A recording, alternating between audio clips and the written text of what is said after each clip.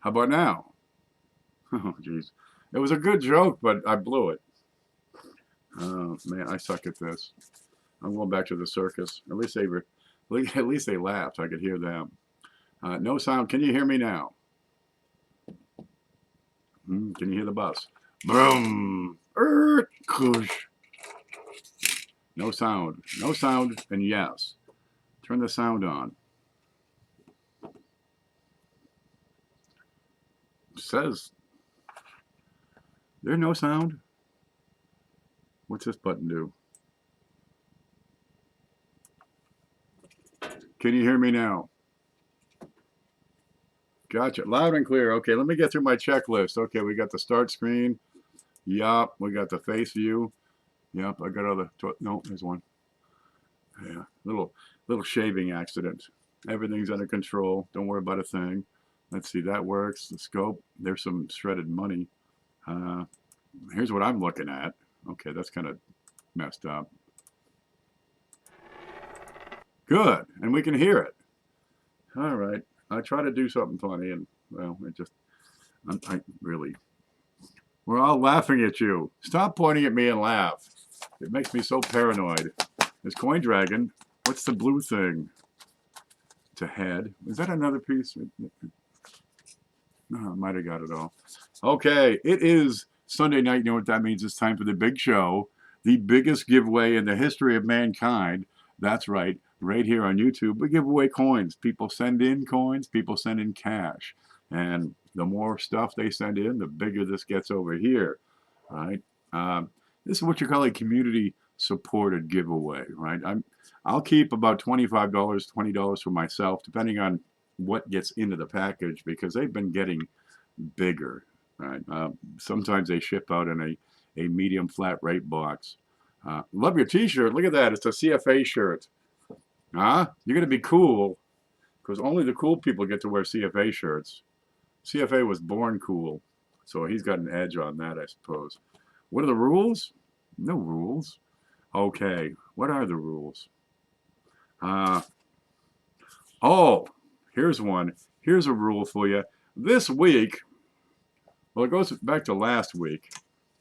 Because we had a winner last week who had previously won several months before, this week only first-time winners can win. First time, only people who have not won before can win. Yeah, except for Cindy. You're not cool enough. Sorry to hear it, man. All right. That's what we've been doing this for a couple of months now. And it's working pretty well. If we have a repeat winner the following week, only first timers. And if we have a first time winner, then the next week, anybody can win. So probably next week, it'll be back to anybody. You got to buy a CFA shirt soon. You're darn right. He just got you, what, 20, 30, I don't know, a bunch of new subscribers over there. Boyd's Coins is in here. He was the sponsor spotlight over on CFA's show over there. He's working on it. How about a large? Yeah, get her an extra large so we can fit two people in there. That'll be fun. Okay, it's the big show. People send in coins, and they send in piles of stuff. Here's a shot of what we have to add. It's this stack of stuff. Every one of these has a bunch of stuff on there. Dude, it's going to be big. It'll be plenty big. Then people send cash, and that's just as good as money nowadays. And we're going to take the value, the amount of cash that comes in. I'm going to keep a little to take care of the expenses, right? Because we got shipping, we got PayPal fees, we got drudgery.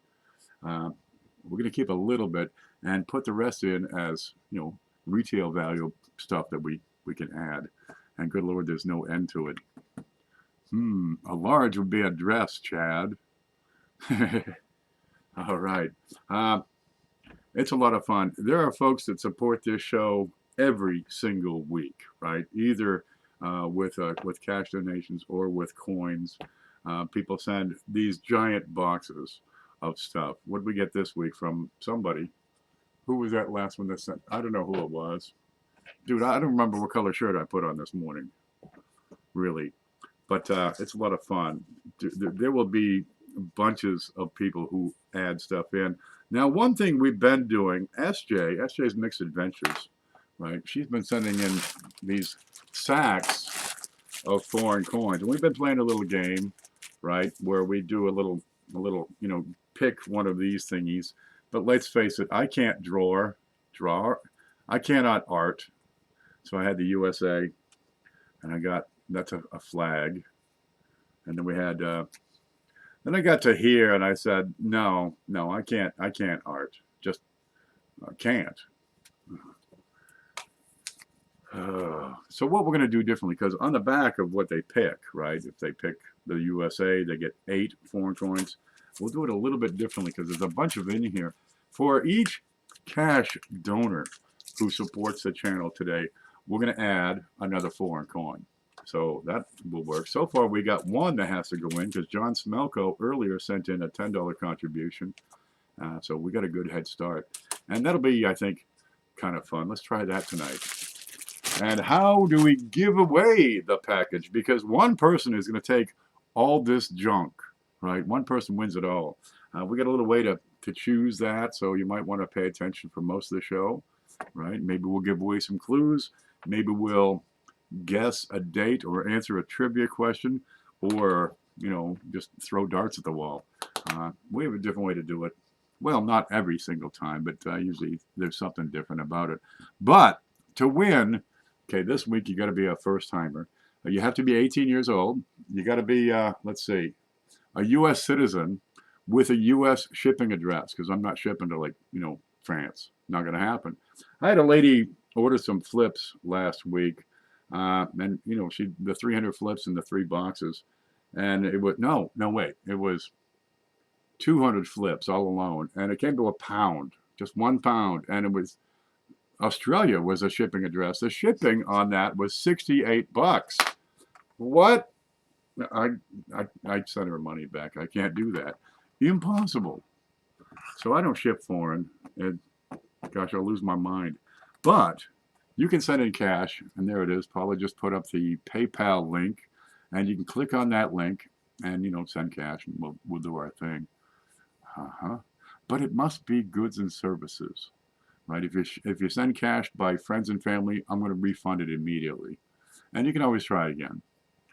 And that'll work. So who's in here today? We got Dave Blakely, Coin Dragonston, Delicious, Paula Bloom, Jeff Dunn, Tim Kroll. That's a new name. Now, you new folks, is Void Zero. There's a button down below that says subscribe, right? You want to click that button until it says subscribe. And there's a little bell, and click that until it gets little wings on there. Because we do some things every now and then, and you want to be, you know, get that notification for it. And if you're not getting notifications, well, hit unsubscribe, and then, you know, click it again and resubscribe, and click the little bell. It'll help you to get notifications when we're doing something, because we get on here and just, you know, shoot the shit sometimes. There's Zeke. Good to see you. All right, JB714. I got your stuff here. It's right here. I've been getting closer and closer to getting it packed. It's kind of packed. Now I got to work on the consolidation and see what it fits into. Yeah, that'll be fun. Super chats, well appreciated, will not be refunded. I don't control them. I have no way to refund a super chat. And they'll not be applied to the package. It'll go to channel support is how that works. There's Gleason News. Good to see you. All right, 4K coins. Hit that like. Hit that subscribe. The more you like, the more you subscribe, the more you watch, the more it just gets bigger. Dude, people show up and they send more stuff. Look at this. We're going to add this in right up. You can't buy these. Yep. Switch to live chats. We're there. We're good. Okay. We got this one person in the community. She's wonderful. Really, she is. She does this sort of thing. She does weaving, and she's like a psychic hotline or something. I don't know, but she makes these coin necklaces, and they're delightful. I've got a Bicentennial Kennedy $half here. It's a clad. It's lightly circular. It's great shape. But she makes these delightful necklaces. This is from Linda Wallace. You can't buy these. They don't have them in stores. Walmart will never carry these. Yep. And people wear these until the ropes break. So we're going to figure that out. I suspect you could probably get a replacement rope if you talk to her real nice and, you know, send her like $200. I don't know how much. but they're pretty slick. She does the weaving. She shears the sheep, right? She lives on a farm. She dyes the wool, cards it. She got one of those things and she spins it and makes her own yarn. I'm not making this stuff up. It's a true story. All right.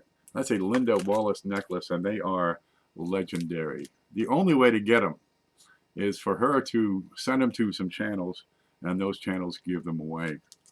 There's a neat one. And we always start off, well, almost always, with a big fat copper round. This week's copper round has a dragon on it. Let's see, what's that say? It said something earlier. Okay, it doesn't say anything on it, but it's 1 ounce of copper. It's a big fat dragon with a dragon egg. Where is he? He's looking at that. That's a crystal ball. Fantastic detail in these. It's 1 ounce of 999 fine. And it's got the big CBS. No, the Eye of Sauron. And that was supplied today from Paula Bloom. And we got some channel stickers. Look, if you have channel stickers, and I got a bunch, don't be afraid to send the darn things in, right? Let me get some more of these. You can send in your channel stickers, you know, a stack of them like this. And every week we'll throw one in because we got all kinds of them here. So I'm going to keep one because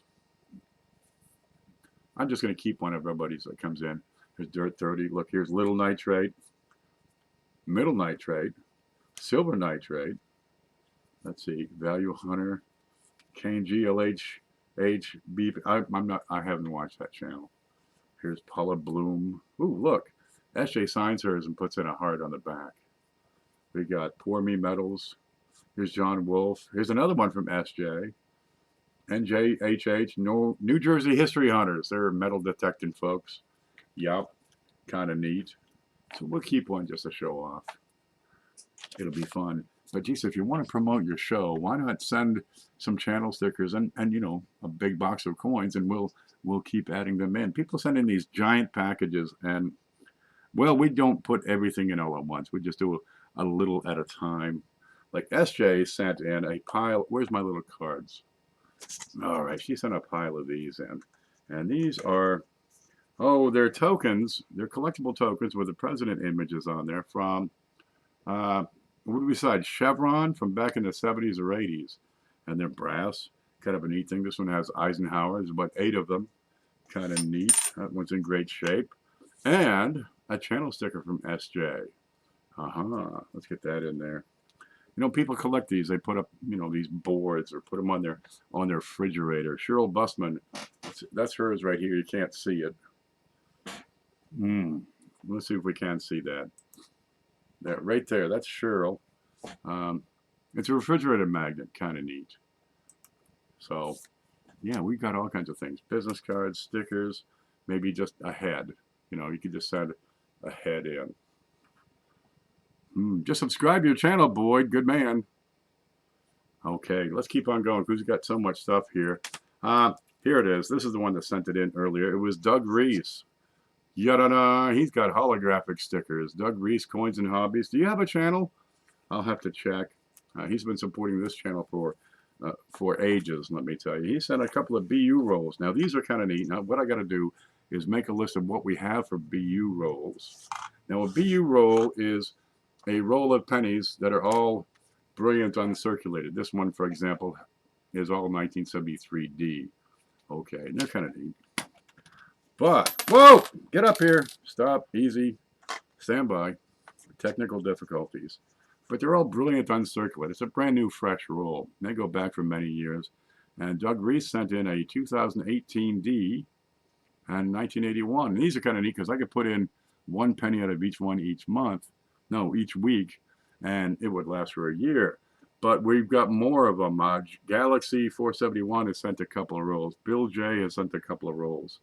And this fellow sent a couple of rolls. So if I made a list of what we have, maybe we can get some different rolls in. And wow, we'd get the best part of a set of memorials here.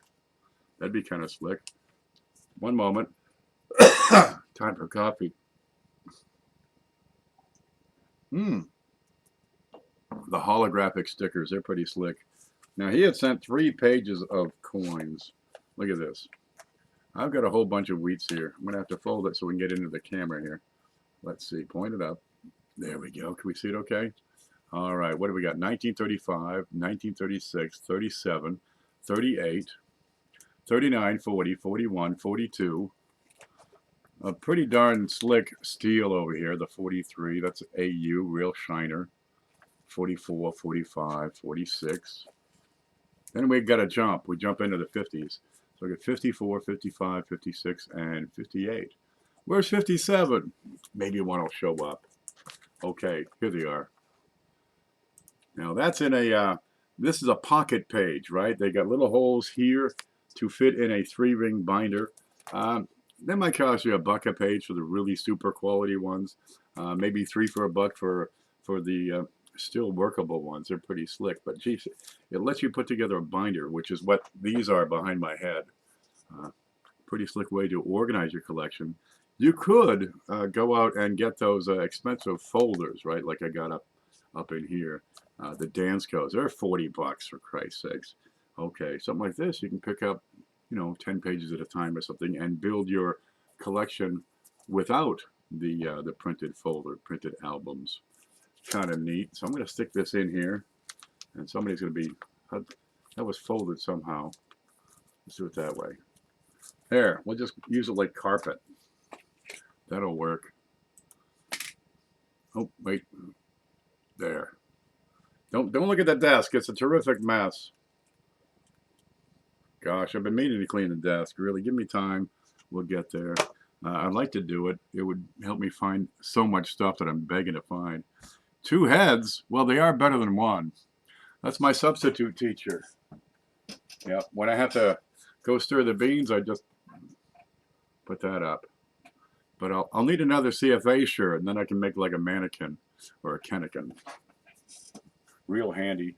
The full-size cardboard cutout could be yours, and I've got them coming in inflatable, which is kind of neat. Okay, so that's D. Reese sent those in. I don't have any idea who sent this in. Here it is. Galaxy 471 sent a bunch of stuff. Now, he had sent some brilliant uncirculated rolls. I got 3 to join the party here. Let's see what we got here. Let me pull up the scope and see what we can see. I got the new scope working. I'm so happy. God, I'm so happy. All right, that's me being happy. Let's see if we can see this. What do you got here? I've got a 1972. No, don't mind the color. This on pretty substantial zoom here. I could probably zoom out. There we go. So I got a 72D. Yaha. Better check that for, see if it's a master die. I don't see a master die doubling on that. Over here, a 74 with the large date. And this one came in upside down. The whole roll was upside down.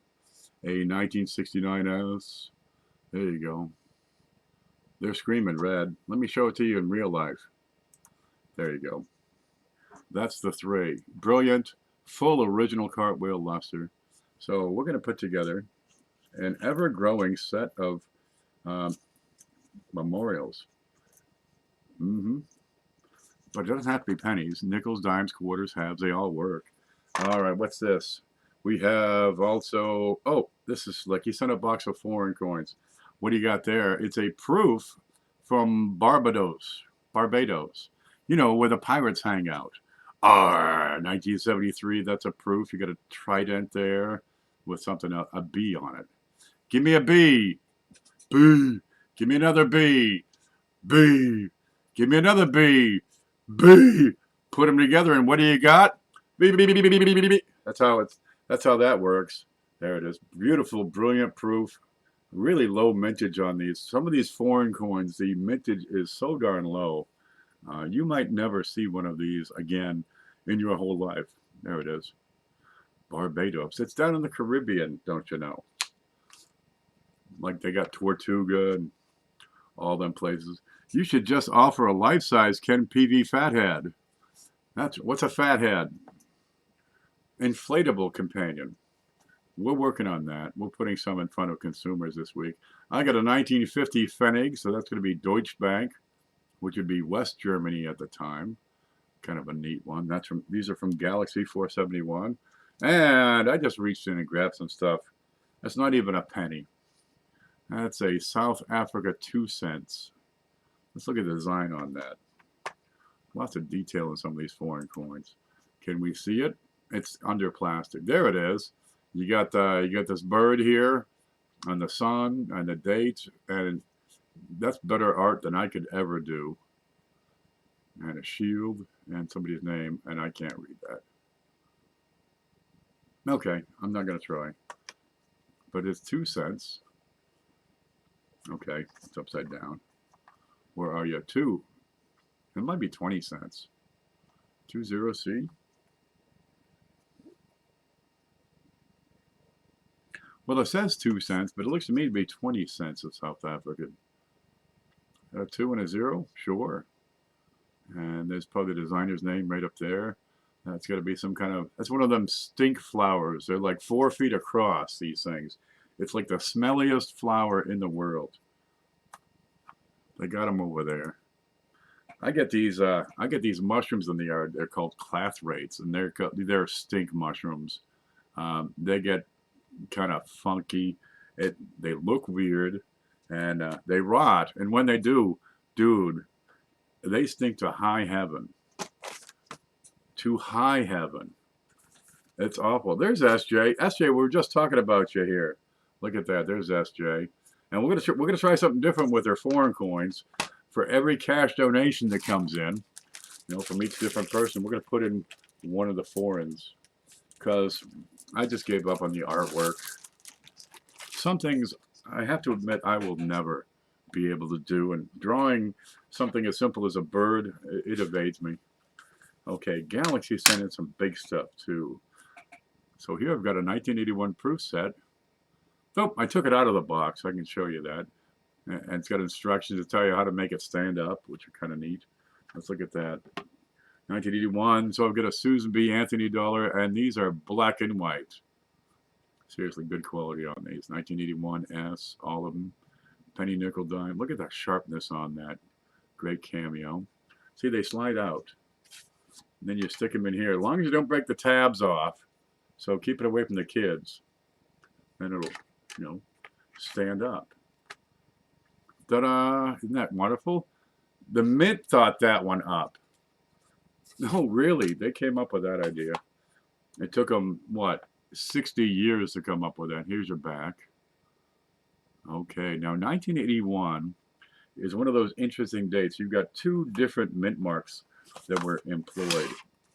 Now the Type 1 has a square end, a flat end on the S.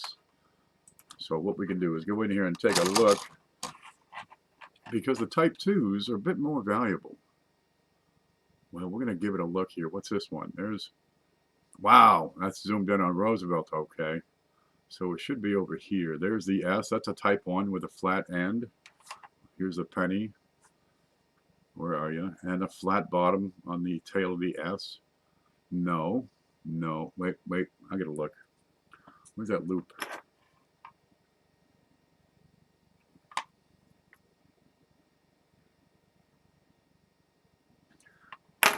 Hell, I can't even see it, man. That looks like a round bottom on that.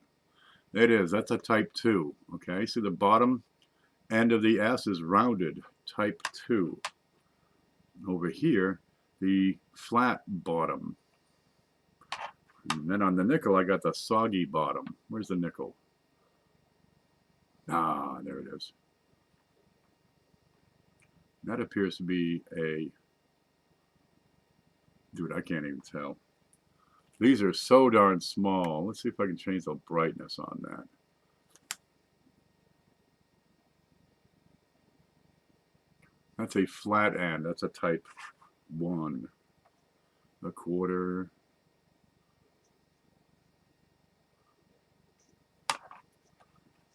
Well, you got to have the Type 1 and the Type 2. That's a round end. That's a Type 2. The big winners are the half dollar and dollar. If you've got the Type 2 half dollar, yeah, that's good money. This is a Type 1, which I can't quite make out, but it's got a flat bottom on there. And the Susan B. Anthony, if you've got a Type 2, that's like a $50 bill or something. What's that? What's this? Where is it? Where are you? Show me. Don't look at her face. You'll turn into salt. Oh, it's right under that, whatever the hell that is. What is that? It's not slobber. Gosh, we get a little blemish on the plastic just above the mint mark. Oh, God. How do you tell what we see? I can't tell, man. Is it or isn't it? I'm really hopeful. If that is a 1981 Type 2, this is a big dollar set.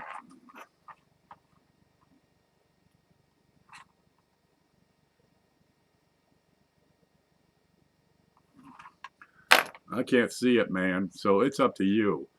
Is it a Type 1 or is it a Type 2?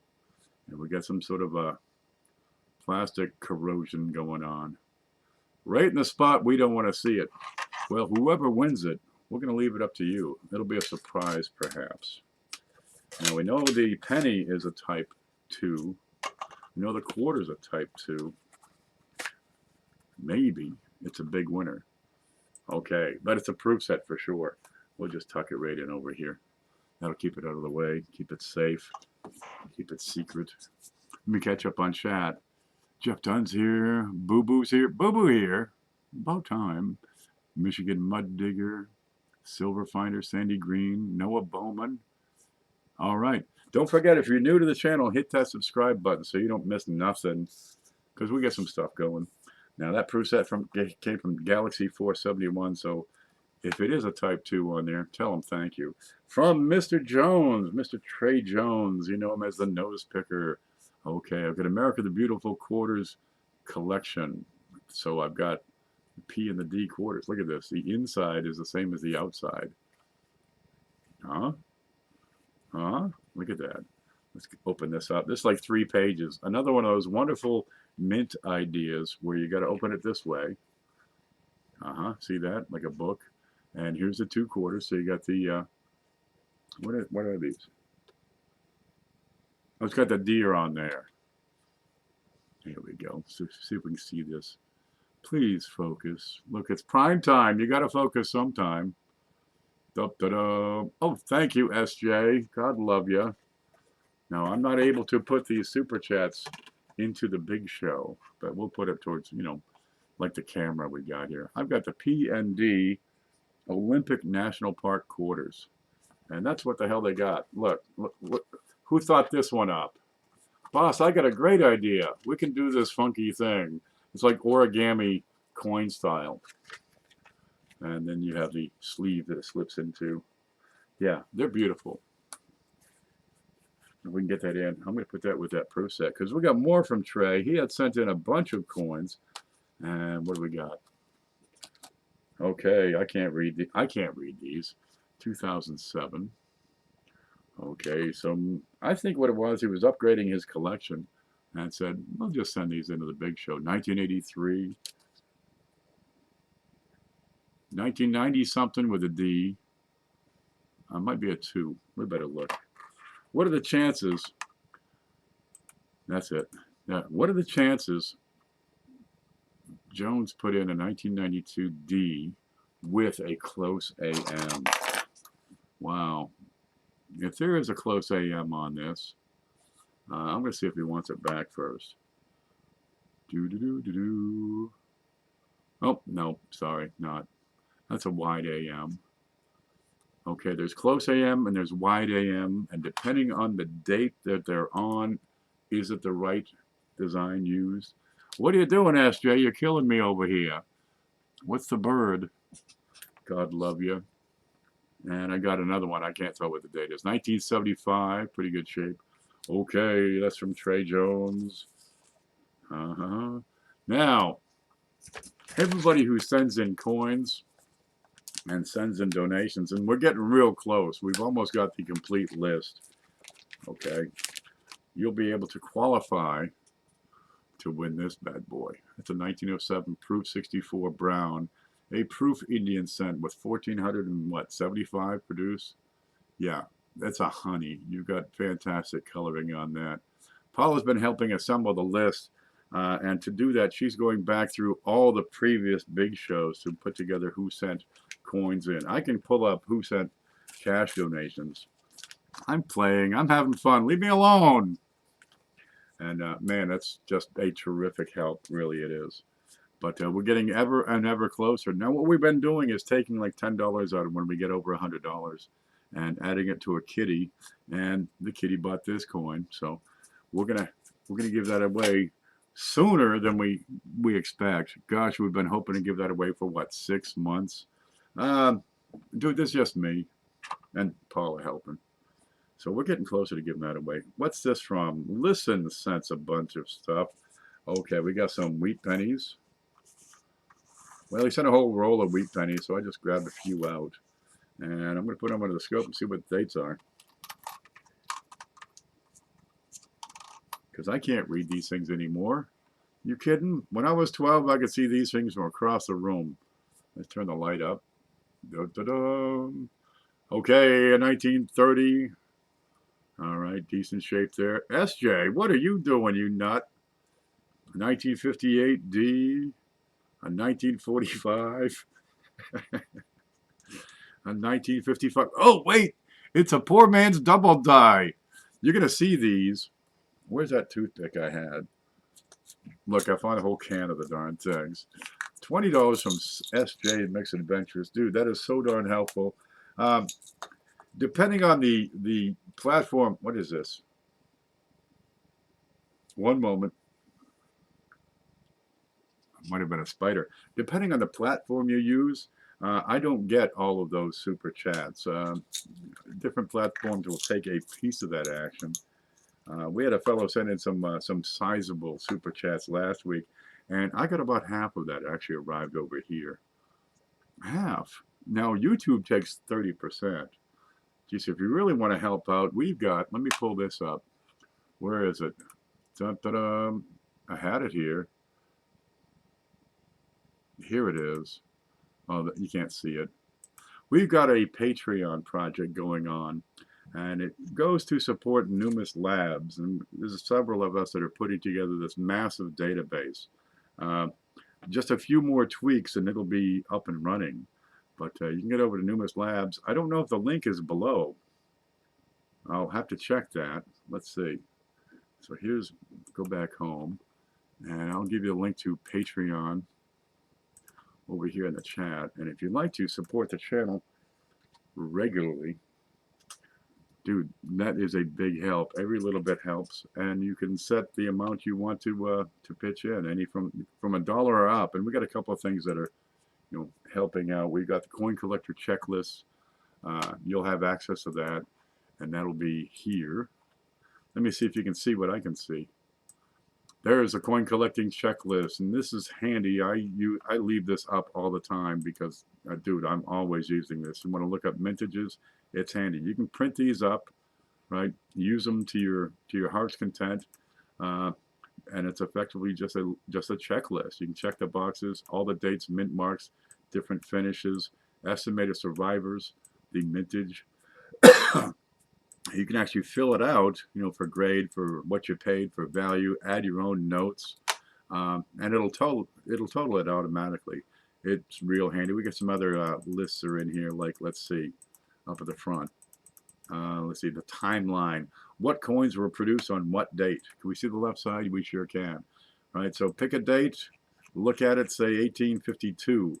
You had braided half cents, braided hair cents, silver 3 cents, seated dimes, seated half dimes, seated Liberty quarters, seated halves, seated everything, seated silver dollars. You had, keep on going. Okay, Liberty dollars, coronet quarter eagles, that's $2.50. You had half eagles with a coronet design. Liberty had $10 and $20 gold. That's what we made that year. What do we make now? We make like Sacagawea dollars. We used to have such beautiful coins in this country. No matter. Okay, let's go back home because we got more stuff to add. I gotta find the chat. No, that's not it. That's not it. There it is. Okay, I move stuff around and I gotta set my screen back up. I need like 3 monitors. That is awesome. Yep, you'll have access to that and a little post here and there we put up. So what do we see? We saw We saw 1955, 58D, 30, 40, and there was another one. Where'd it go? 1945. All right, I got the toothpick ready. 1955, they used these dies. They used the hell out of these dies. And what happened is you had some die deterioration occurred, right? You got metal on metal contact, and it wore out the die. And it looks like, kind of, like another 5 beside the 5. Well, it's not really a doubled die, but it gained the appellation poor man's double die years and years ago. I mean, in the 70s, they were selling these things. You'll find them on eBay selling for like $100, which is about $99.89 more than they're worth. Really, they're neat. I suggest you get one so you're able to identify it. And you'll have other dates will have this same die deterioration doubling.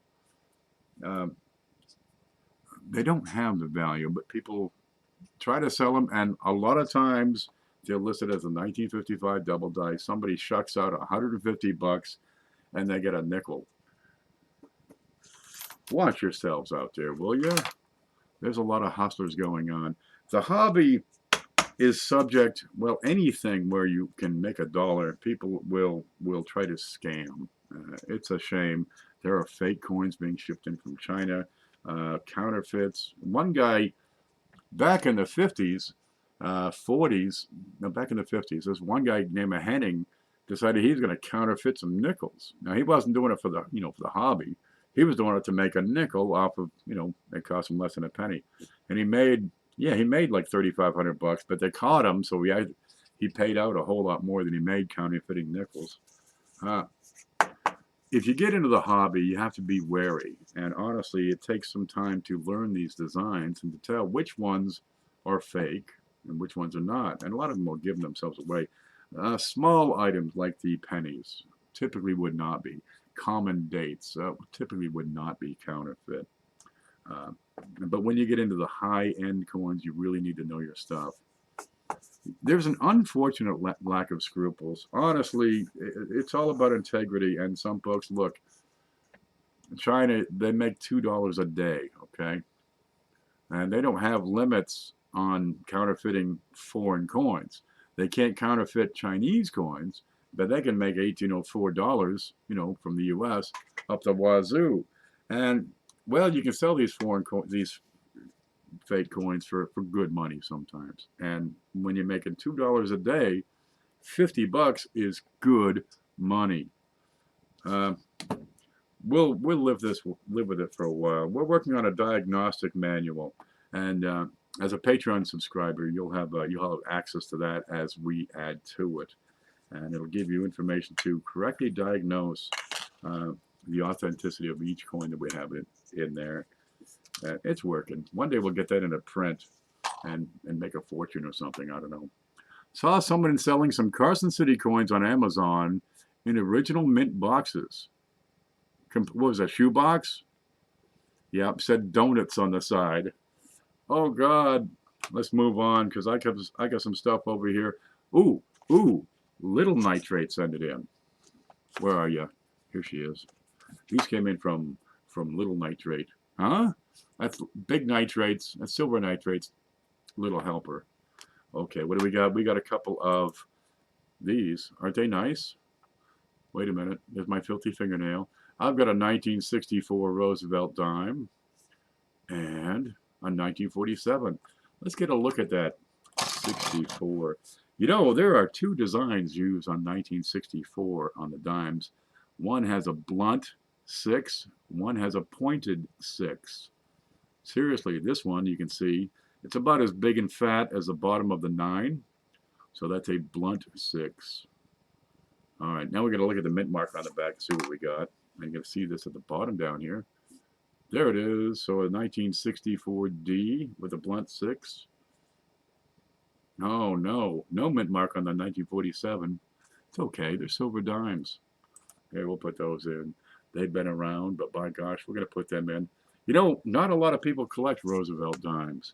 There aren't many dates that are insanely expensive, right? You can put together a pretty handsome set for 10 cents a coin for the most part. You can build circulated coinage from 1965 forward. Before 65, they were 90% silver, so a lot of those have been picked out of circulation. Wait, what? Yeah, blunt or pointed 6. You never knew that. The hobby is all about picking up more and more information. What you know now is a fraction of what you're going to know 5 years from now or 10 years from now. We go through these coin rolls. People hunt these tubes and rolls of coins. They go to the bank and get boxes of pennies. And they say, what do I look for? And I've got a little list on my blog. Let me pull that up real quick. Wait for it. Okay. We'll go to the screen. Can we see it all right? Okay, over here, I've got this little Lincoln Cent die variety cheat sheet. And you should have the link to my blog down below. It's 1millionpenniesproject.blogspot.com. I'm going to click on that. And you have a tiny list of different varieties that have popped up over the year. 1909 has a double die obverse. Some of these you can click on them and it'll pop up, say, a video. Nope, okay, they'll take you to the SAN database. Let's see, where's the video? Did I do a video? There you go. There's a video about that particular coin. Let me find my way. I've lost my way. Where'd that go? I'm confusing everybody. Here we go. Here's a cheat sheet. The actual list of die varieties is extensive. What we got here, you got a couple of hundred that goes through 2017. Right, and you got some pictures. Here's the Wham. Here's a clash on a 2016 dime. You can find these things in circulation for sure, right? Here's a counter clash in the motto. You'll see that right in below the letters. Kind of neat. Keep your own notes, really. And over time, you'll learn more and more things to hunt down. Perhaps a 1934 D double die with that big fat 9, big fat 3. Right? Maybe the 1911 S. We gave away one of these last week. This is RPM number 2. Right? Maybe it'll be the 1955 S with these massive clash marks. That's a T. Right? That's an N. This part is the E from 1 cent. Kind of slick. Here's a 2011 double die. This is a big winner. I think that's number, what, 4? There's lots of things to look for. But it all comes down to finding out what the hell to look for. And then just adding to your list and keep on adding to it. I collect all coins. You know, there are what, 65,000 different coins issued by the U.S. for penny, nickel, dime, quarter, half, dollar, 5 cents, 20 cents, half dimes, 2 cents, 3 cents, half cents. Then you got the dollars, $2, $3, $2.50, $4, 5, 10, 20, and there's a 50 out there. Lots of them. Then you got all the dates, all the mint marks. I guess the objective to collecting is one of everything. That would be a heck of a thing. But man, it can take a lifetime. Some people can never do it. If all you did was assemble a set of memorial pennies, and that's achievable, right? That's achievable just from going through pocket change. Then you get into the wheat pennies, and you just take your pennies further back in time, and you find a better one, keep that. What's this? This is from Liston. That's not it. There it is. Okay, that's not working. What is it? It's a quarter. He sent a whole bunch of these. There it is. Wow, I could zoom out. I don't need to see the inside of the mint mark. There you go. I've got a shiny new quarter. Brilliant, uncirculated. This is the 2009 Ellis Island. No, Duke Ellington. Here he is. There's the Duke. That's John Wayne when he played piano. Right? Did movies for a while, then he played piano, and they put him on the quarter. And then he was Chief Justice of the United States. Yep, and he graduated, looks like. Got his graduation cap. All right, that's a 2009 DC District of Columbia quarter. And you take notes, right? Take notes. And in and around the EL especially, you want to take a good look for die varieties. Look for anything that's different from the norm. But this does not show it. No matter. It's brilliant. It's uncirculated, and somebody's going to win it. Papa Giorgio says, and how many do you have? I've got 61,000 coins. I got a bag of foreigns. How many do I have? I don't know, man. I don't know. There's probably 10,000 different dates and mint marks in this house. There's lots. How many actual coins? Probably 100,000 different coins in the house. I trip over the darn things when I get up in the middle of the night, go to the bathroom. It's tough. Man, there's no winning. What do you got here? It's a 1936 Buffalo, also from Liston. There you go. Let's look at the back. If there's a mint mark here, it'll be below the letters 5 cents. Yep. You can get so much work done with a Buffalo nickel, it would astound you. Have you got a teenager in your family? Put them to work. Now, before the Buffalo nickel, they made these. This is what we call a Liberty head or a V nickel. They call it a Liberty head nickel because it's got Liberty's head. Here it is. You got Liberty written up there. There's your special guest star of the day. That's a 1912. Now, this is the only date in the whole series of V nickels that has a mint mark on the back. Let's take a look at the other side. See the V? V for 5 cents. V cents. And if there's a mint mark, you'll find it right below that dot, right between the dot and the rim. So that's a Philly. There it is. A lot of people have never seen these things. Never seen them. Well, they had to make something before the Jefferson Nickel. They had to make something before the Lincoln Penny. I don't think they made anything before the Washington Quarter. They've been making them so long. No, wait. I got standing Liberty quarters. I got everything, man. Bill J sends this. Now, Bill J, you can find him. Is he in here? He's been under the weather lately, so we hope he gets what. We wish him well. He sent a pile of stuff, including a 1991 uncirculated mint set. Now, the mint makes proof sets, right, which are a special finish. The dies are polished specially. You've got this incredible luster on them, right? The planchets are polished. You have this delightful cameo effect on there. These are made for collectors, okay? Now, the uncirculated set, it's a mint set, and they just scoop it up with a bucket and put them together. Here's some propaganda you get with there. And it'll be all the P and all the D, and if they had S's, circulation strikes produced that year. And these were made for circulation.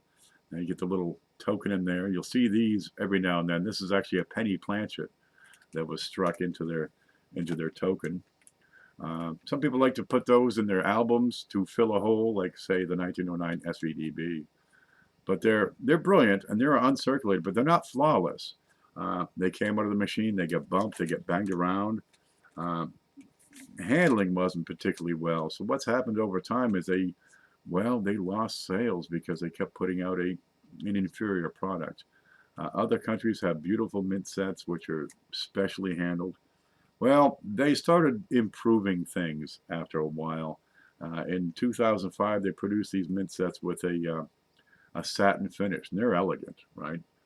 They're real slick. But numbers were sliding, so those satins are pretty low mintage. Nowadays, you're looking at what? 300,000 to 500,000 is how many of these sets they're producing. 300,000 to 500,000. They probably made 2.5, 3 million of these, and the values aren't holding because of it. Well, now the numbers are slow.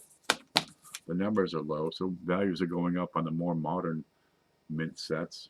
Plus, they're doing stuff like adding other coins in there. What have we got? 2020 W nickels are coming out here. Now, Bill sent some VU rolls, right? Remember the set of memorials? We're going to add a couple more in here. Got a 1968 and a 1970. There we go. We'll add those together. Gosh, how many of these can we actually have? Can we get like 50? You know how many pennies you need for just the memorials? Let me show you this. We're going to go back to the screen. I'm going to go to the coin collector checklist, and I'll go find the pennies. Here's Lincoln pennies, right? All right. Let's scroll on down to the memorials. Oh, there we go. We're going to start right here. So this will be the proof, the major varieties like the large and small dates, and the business strikes. And let's see, that starts at 172, but this will count it for me. And I don't have a couple of the most recent dates. There we go. So what do you got here for the P, the D, the S? You know, all the different types used in 2009. Let's see, count 238 pennies. 238 just for the memorial pennies. No fooling. If you want a full set, you can put together a lot of those from circulation. Some are going to get hard, like the proofs. You can find a proof on occasion in circulation, but really you need to buy them. And they go for, you know, 1 or 2 or 10 bucks. They don't usually exceed that. And they're beautiful.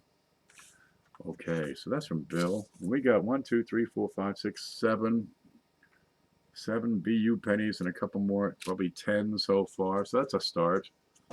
All right, now while I'm going through this, right, while I'm putting stuff into this package, Paula just put up the PayPal link. So if you'd like to send in $5 or $10 or $50 or $100, yeah, we got stuff we can add to it. There's Sharon W. How you been? Bill 457's here. We can get started now. This is from Kickstar. Okay, we had a quarter in here from Ellis. I've got here 2005 P. CA, California. So you got this guy whose name I cannot pronounce on the back. How do you pronounce M-U-I-R? I don't know, man. But it is brilliant and uncirculated. You got the bird, you got a mountain, you got the guy with the stick. I guess he's the guy who invented California or something. What up, fellas? Man, there's some cool stuff in this package. We're just getting started. We got Mercury Dime, V-Nickel. There's a Buffalo Nickel, Copper Round, Linda Wallace Necklace, Proof Set, Mint Set, the Fancy Quarters. We got a whole bunch of wheats. There's a 1943 steel over here. Yeah, some channel stickers. And we got another channel sticker from Coin and Card Hobbyist. Where was she today? Is she out of town fishing or something? It could be. She likes to fish. Then Coin and Card Hobbyist. You'll see her on most Sunday mornings with a giveaway. But she sent in, look, it's from Canada. It's a penny. Where'd that other Canadian, I just had a Canadian penny here. I found this on the desk. And I'm trying to clean up the desk. So here we go. So what's the date on this one? There, that's a 1988 Canadian penny on top of a 1920 Canadian penny. Well, they used to make large cents up through 1920. And they always have the head of state, right, which is the monarch over in England. Let's throw that in.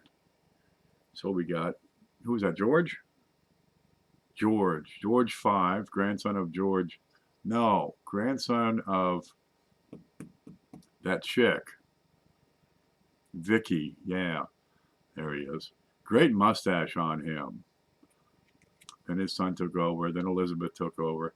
That's 1 cent Canada, 1920. These are entirely collectible there. You like these. I got into these. I like them. I love them. I got some shiny ones. You can get those in woody with that wood grain on there. Well, here's a bunch of Canadians. I don't know what they are, man. They're floating around the desk. Nope. Good. Here's some Canadian pennies. They don't have mint marks. Well, the newer ones will have some other marks on there, but for the longest time, it's just, you know, date all the way forward. Okay, Coin and Card sends in. Looks like just an old dime. I got a 1945 Mercury Dime here for you. Pretty decent lookers, not tore up or nothing. There we go. She sends us in to support the big show. She's one of our most frequent supporters, so we like to give her a shout right on back. There. I'll keep these up here. Let's get some coffee and see. Victoria, the Queen. Yeah, that's her. Did you see the movie with the mango? This mango is off.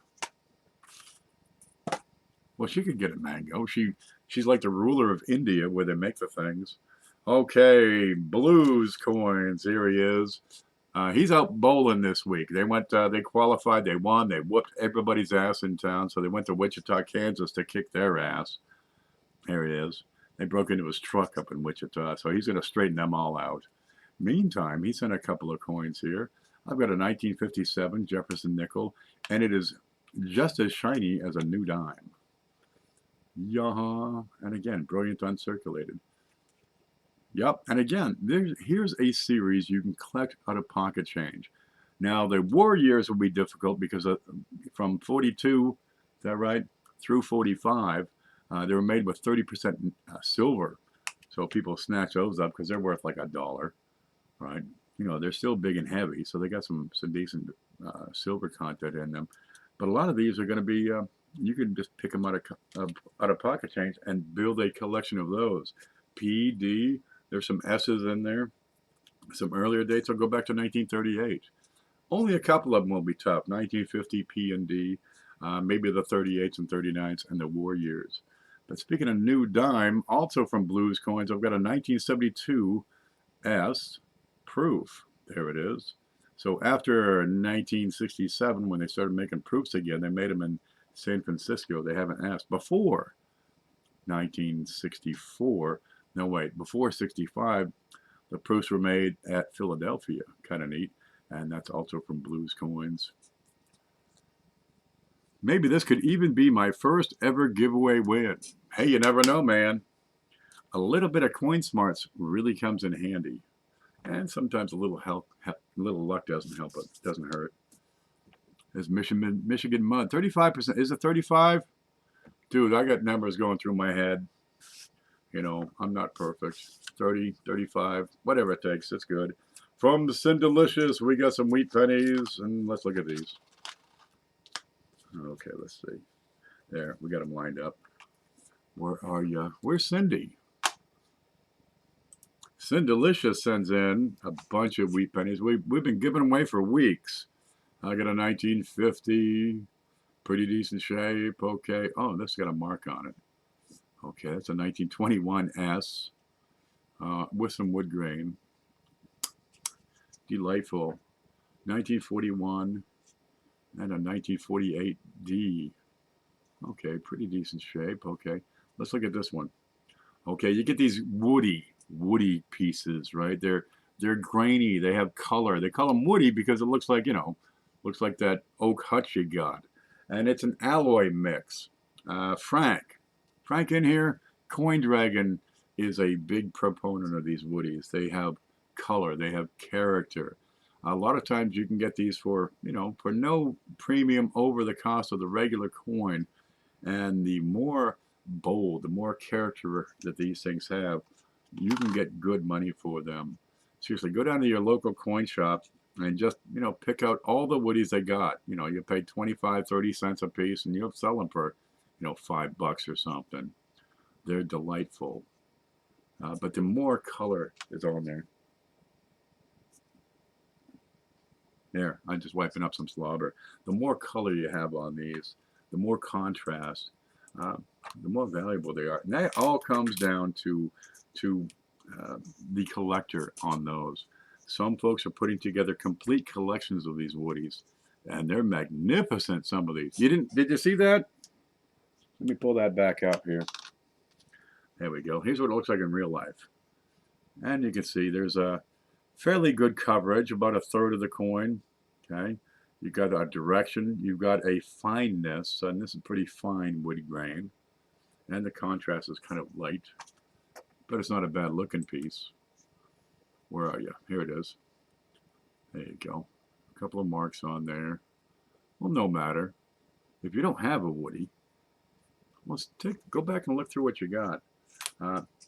I've been talking about these for years, and it's kind of catching on. Maybe because I'm talking them up, but when you see them, you'll say, yeah, those really are freaking nice. I kind of do like those. When you put together an entire album of just woody pennies, they jump off the page, really. Do woodies all have a grain to them? That's the idea. They can be coarse. They can be really fine grained. Sometimes it's so fine it looks like somebody took a wire brush to it. Sometimes it looks like tiger stripes. Sometimes it's splotchy, right? Sometimes they're cross-hatched where it looks like wood grain in two different directions because it's the way that the copper ingot is rolled out. It's an alloy mix problem. And you get them more before 1963 because you had 95% copper And let's see, 3% zinc, 2% tin. And that tin seems to make all the difference. You get too much tin in there, it's a shiny white metal, okay? That seems to be where it all sources from. I like the name Woody's. That's okay. You got Woody Woodpecker, Woody Harrelson, Woody Guthrie, Woody Herman, Woody Pennies. Okay, from Joe Durbin, I've got from some mint sets. I got a couple of dimes and a couple of pennies. So these are brilliant, uncirculated. What do you got here? 1975 and something I can't read. Hello. Nope, not quite sharp enough. Okay, we'll go to the little camera here. I love my new camera. It replaced the old one. I got a 93, a 75D, let's see, 1985D dime, and this one we can't read. Turn it over, dummy. What's that one going to be? A 1981P. They started putting the P on there in 1980, and that kind of threw me off because, you know, I've been collecting for 3 years, and I'm looking, what's that on my dime? That was never there before. When did this come about? Who decided this new nonsense? What is this sorcery? Okay, so then I had to start getting a magazine. I got Coins magazine way back in the day. And now I could, you know, read stuff about that. Now, one thing we're going to put in today, because I get these all the time. I still like reading about coins and studying about coins. Where is it? There. Okay. I got, this is mine. Okay. Numismatic news. It is all the news that's fit to print about coins. Here you go. What's this talking about? The 18-ounce Harris Marchand and Company gold ingot coming to the August ANA. Yeah, it's current. This is July. It takes me a little time to read these, so I'll give you the used copy. It's okay. Smells wonderful, just like coins. And yeah, we'll get you a copy. And if you like it, well, you can just, you know, go through and read it. There's articles, there's advertisements. This, every now and then they put out a price list. So your dark pages here are their price list. So let's see, let's look up, you ready? Okay, let's look up a 1912 V nickel in very good, okay? Okay, there's DC territories. Here's, what's that? Dimes, here's dimes. That's a lot of dimes. Here's 2 cents.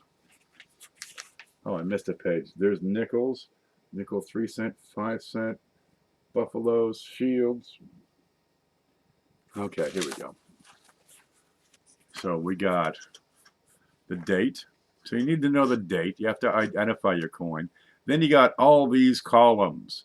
Well, people who are new will say, oh, I've got an 1883 nickel. And they look at this and they say, oh my gosh, it's worth $500. Each one of these columns has a purpose, right?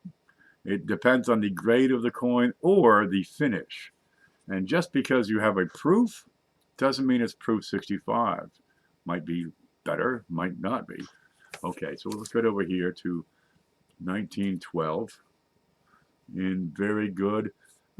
They're offering $4 as the market value on this coin. Now that also implies that these coins are problem free.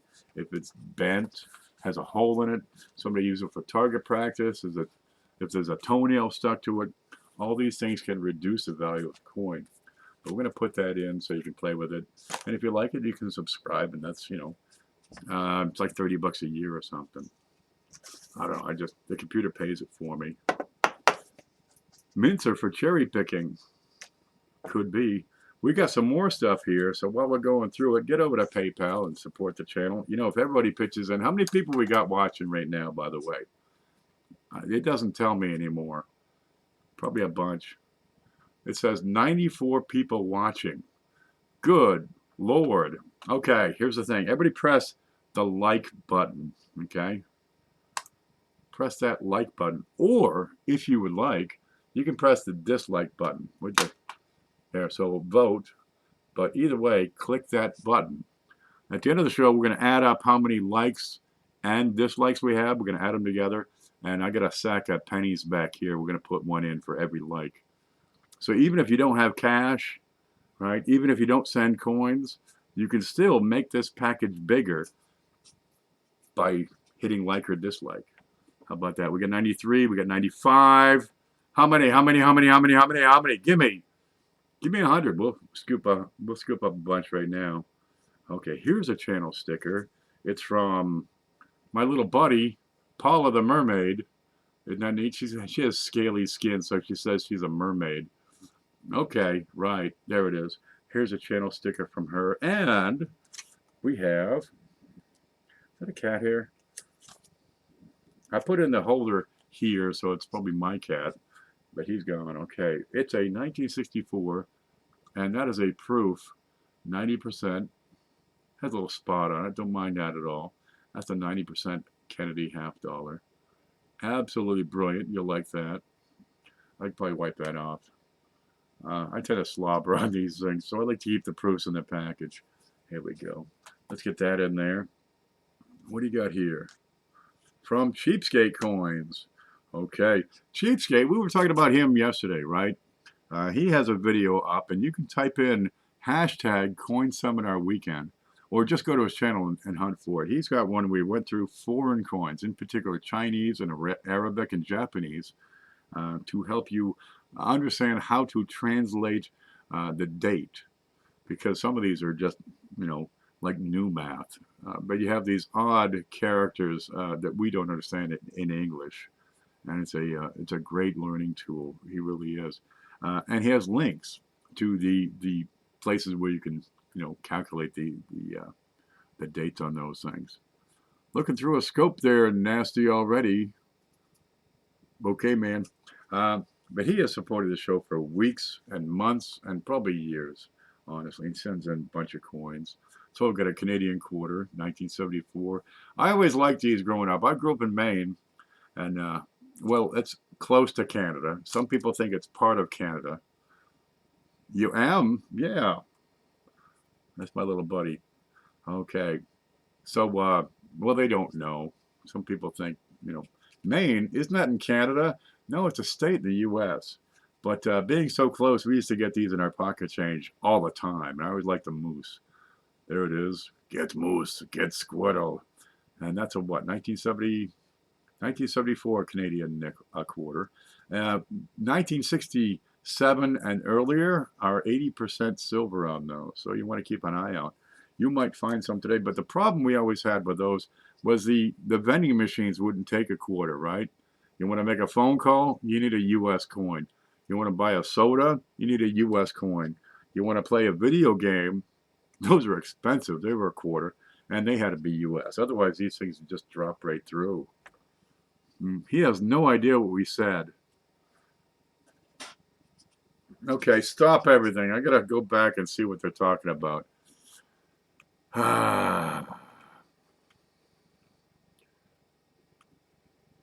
50 watching, 99 pretending to watch. Okay, let's get to it. Now, Cheapskate sent in a bunch of stuff, and we've been giving them away for weeks. Look, I got another V-nickel. What's the date on that? That's 10 years earlier, 1902. It's heavily worn, but dude, collect a full set of these. You can get these for, $1, $2, and they'll be pretty decent. You can make them out. Here, let's put that beside the other one. So you have the start of a collection here. Excuse me. These vehicles were produced from 1883 up through 1912. And 1912, 13. That's another story.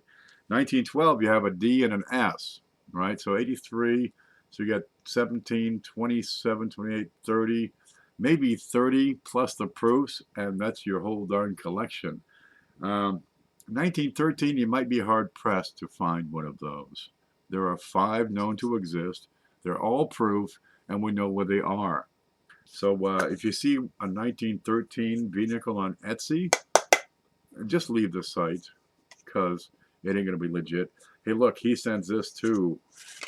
He sent a whole roll of these, so we've been putting them in for forever. It's a shiny. We're talking brand spanking new 1963 Canadian penny. There it is. Let's see. Am I seeing what I think I'm seeing? I'm not seeing it. No matter. There it is, 1 cent, and it has the young Elizabeth on there. The coin mechanism, well, all the vending machines are a little bit different, but their coins are a little bit lighter in most cases. There it is. See the way the camera just rips apart the color on these things? Let's go over here where we can see it in real life. That's the color on that coin. These little cameras will actually pick up and differentiate the crystalline structure of the metals and the way that reflects the light differently. Let's slide that off here. We thank Cheapskate for that. Lois is here. Lois, make sure you hit the subscribe button. All right. I got this from Chris Hurley. He had sent a bunch of whams. It's a 2012, but it doesn't say anything. Huh. Well, I've learned that when Chris Hurley sends coins in, you need to take a good hard look at that. So let's look at that under the scope. And what we're going to do here is look for die varieties, because I suspect this is not your regular run-of-the-mill penny. Okay, we're going to zoom in. There. This is where you can start to see some of these varieties. Way down here, where you're looking at the inside of that thing. I'm looking at the inside of the O, trying to decide if that a solid oval or are those points. Let's look over here at RTY. Sometimes they're wider than they should be. Okay, that looks normal. What's up here? Okay, no crack. Eyeball looks normal. Let's look at his ear. Okay, that looks good. Let's look at the back on that. Because I suspect this is something different than just a regular old 2012. All right, those are incused letters, so if there's a variety there, I want to see those are thinner. Okay, let's follow a line down. No sign of doubling here. LB looks normal. JFM looks normal. All right, maybe it is just a 2012.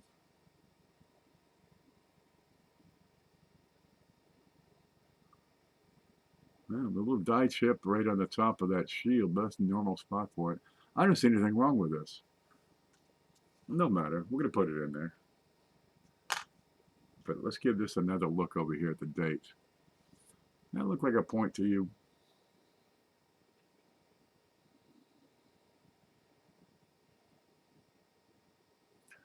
I think the shield design is ugly. It's terrifically disappointing. I don't like it either, but this shield, it's the Union shield. It's been with us for almost 300 years. Yeah, I think that looks slightly different. I'm going to go over to Wexler real quick. Let's see, here's the screen. I'm going to take you to Wexler. No, okay, we'll do Variety Vista and see if we can attribute that as a die variety, because the SAN database isn't quite ready yet. So double die listings for 2012. They've got no listings. Well, you're killing me. Let's try Wexler.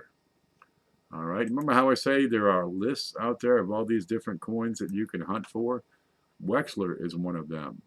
Variety Vista is one of them. And you'll find all of these over here on my blog where it says key information websites. All right, so you can look stuff up. Okay, 2012. Okay, does it have a big fat T and Y? You see how the one Y side of it, the one arm is bigger than the other? Okay, it's not that one. How about here? We got a little indent on the bottom. Let's look at the penny again. Nope. Let's look over here. No, the bottoms of the letters look right and tight. The thickness, these look beautiful. Let's go back to that date, because the 0 looks kind of funny. Okay, screen. Extra thickness shows on the date. A small die chip can be found in the lower 1 in the date. So I want to look at that 1. You see how this is kind of oblong, kind of stretched out in one direction versus the other? Okay, that's kind of what I see. Let's have another look. Scope. The points are about right. Let's see, where'd the button go? There. See these points? This is kind of a point here, just past 12 o'clock towards 1 o'clock, and over here past 6 o'clock towards 7. All right, so do I have a die chip on the 1? Let's look at that 1 real hard.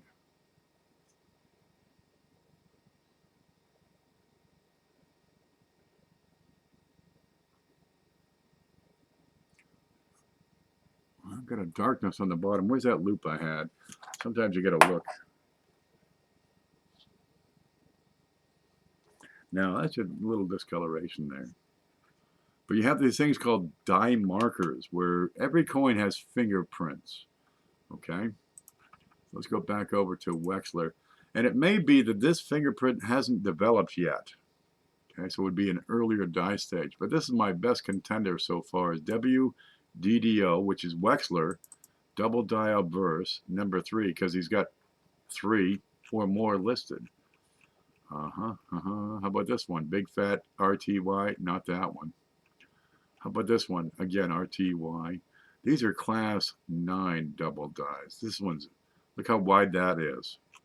Fatties. Number 7. Most of them have RTY. Okay, that's our candidate. 8. How many are there? Good Lord, there's 9. Look at this. These points are a little sharper than what I see. And again, you get extra thickness on RT and Y. Okay, skip that one. Number 10, the RTY. And you go by each and every listing and compare what you have to what is shown on these sites. And that's it. So I've got a match. My best match is, what do we say, number 3? Somewhere here. Where's 3? That one. Okay, so I'm going to look. I don't have the chip on the 1. Let's see if we get a little die gouge, just a little spot under the A. And I want to see if there's a crack above the L in whatever that word is. Let's see. Let me pick this up and get my fingers all fingerprinted all over. Oh, I dropped it. Get up here. Okay, there. Let's see if we can compare this coin and find what we're looking for, which will help us attribute that die above the L. Any crack there? There's the L, and I see no evidence of a crack. You have to treat these dies as if they're living, because over time, they're just hammering away making these coins, and these die markers can appear and disappear. Okay, where's A? There it is. So I'm looking for a little, just a little ding, a little raised bump somewhere, somewhere around here. And I'm not going to be able to pick that up with this scope. Okay, so let's take a look. You know, nothing will beat a decent loop and experienced eye. I don't see that one either. Okay, so that's normal so far. And last point, I've got a feeder finger mark. Where'd it go? Oh, here it is. I've got a mark between the U and N in unum. I'd like to see if I can find that. Because if I can find that, it's probably a match. Where's unum? Where's the unum on this? Oh, here it is.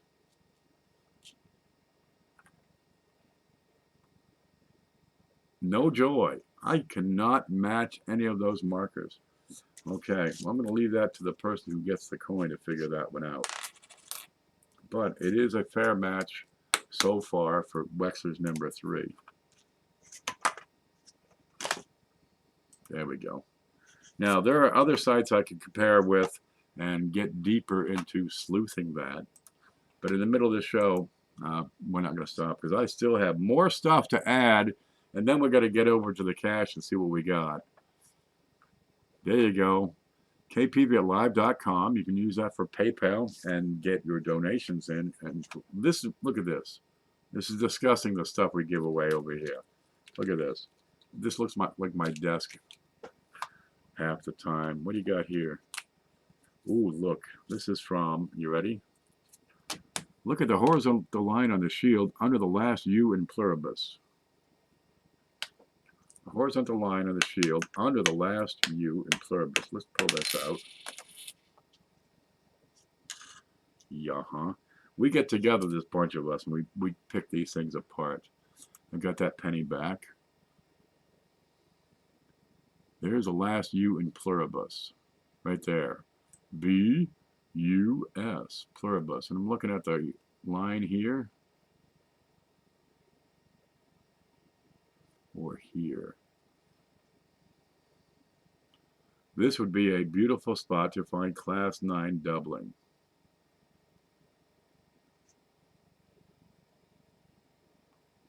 Okay. I'm going to pull up the loop because I can't see it on the camera.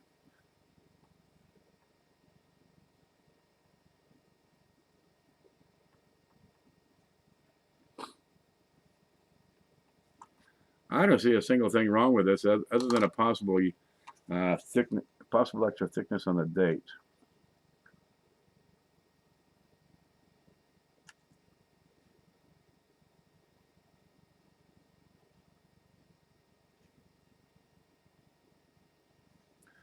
The only thing I see is the 0, which is a pretty good match for Wechsler double die number 3. I don't see any markers. Probably an early die stage. I don't even see polishing marks on this thing. I don't see it. Clash? I don't see a clash. There. It's your problem, okay? We got a show to do. Let's move on. It can take hours sometimes to attribute some of these. You go blind doing it. Okay, look. From Jeff Stanley. He has already attributed his coin. I love the way he does this because he takes a picture of the variety, puts it on the coin. Aha, it's a 2015 Washington quarter from Nebraska, the old homestead style.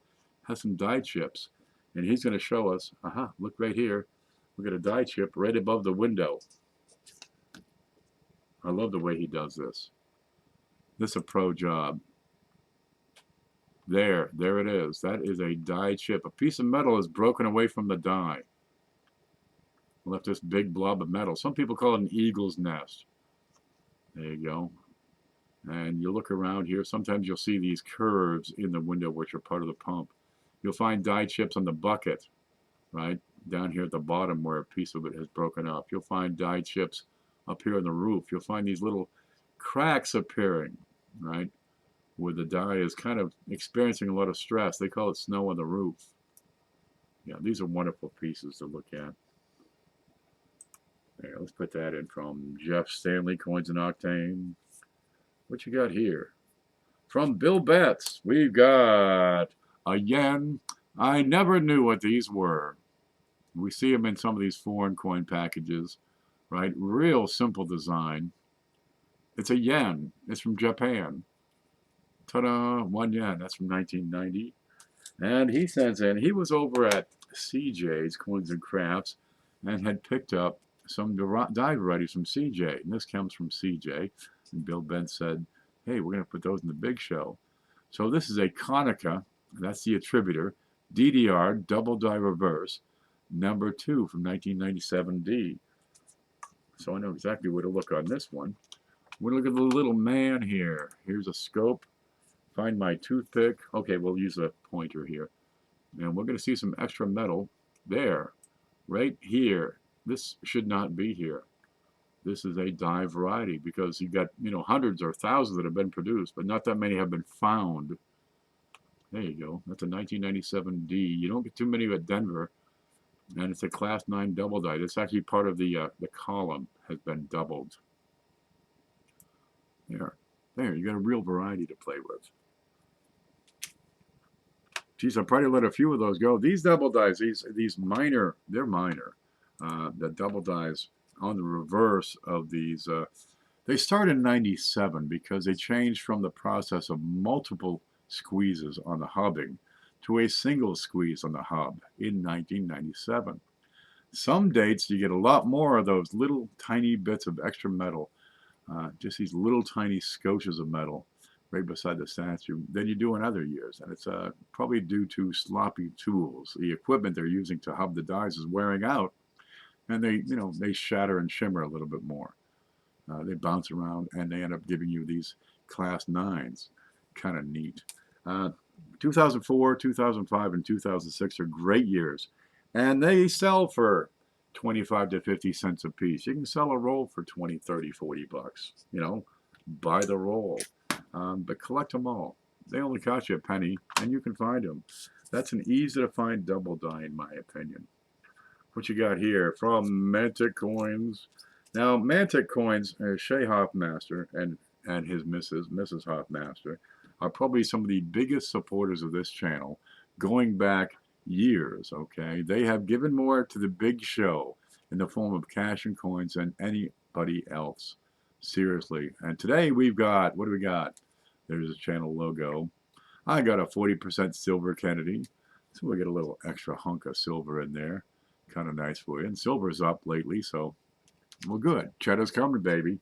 Let's put that right here. And look, we've done it. This is just the stuff people have sent in. Look at this. I got to zoom out. I might have to add more legs. All right. This is the part where I enjoy myself for just a bit. I go stir the beans. I take a break. I put my head up here on the chair. I try to smoke a cigarette as quickly as I possibly can while I'm stirring the beans. So I'm going to take a moment here. Are you telling me those little men? That's Lincoln. Wait a minute. I got a picture here. That's Lincoln. Where is my picture? Camera roll. Should be in here. It's Lincoln Memorial. He's like 20 feet high in real life. Let's see if I got the picture. Somewhere here, I got a picture of the Lincoln Memorial.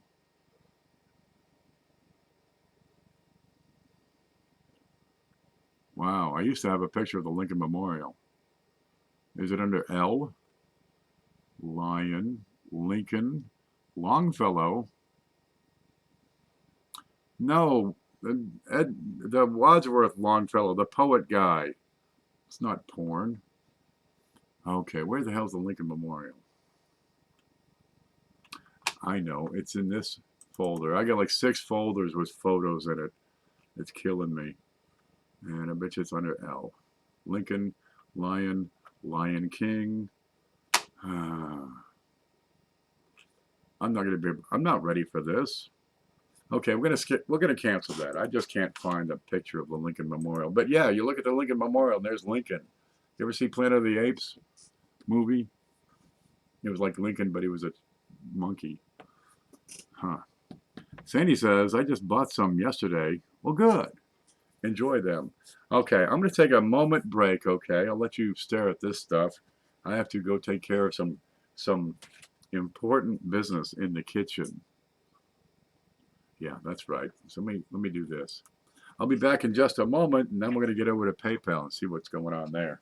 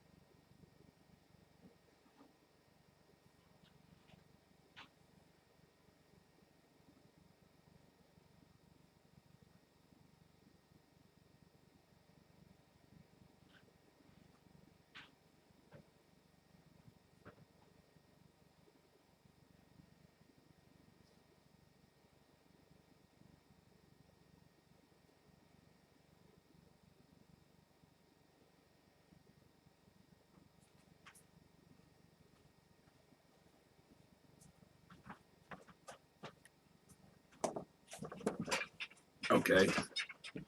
Okay, I'm back. There. All right, got my notes ready. How's everybody doing still? Thanks, I was getting really excited. Oh, we only take a short break. Uper Digger's here. Draco's Dragon. Jeff Stanley.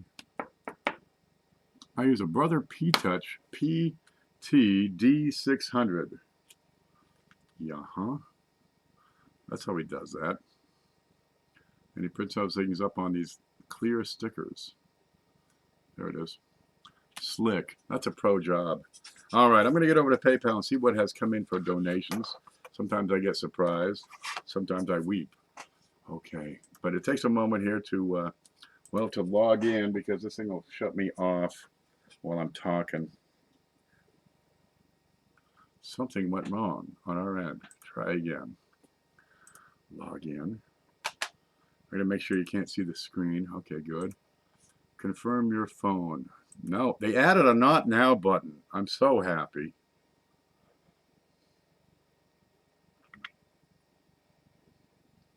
Holy Jesus. Look what happened here.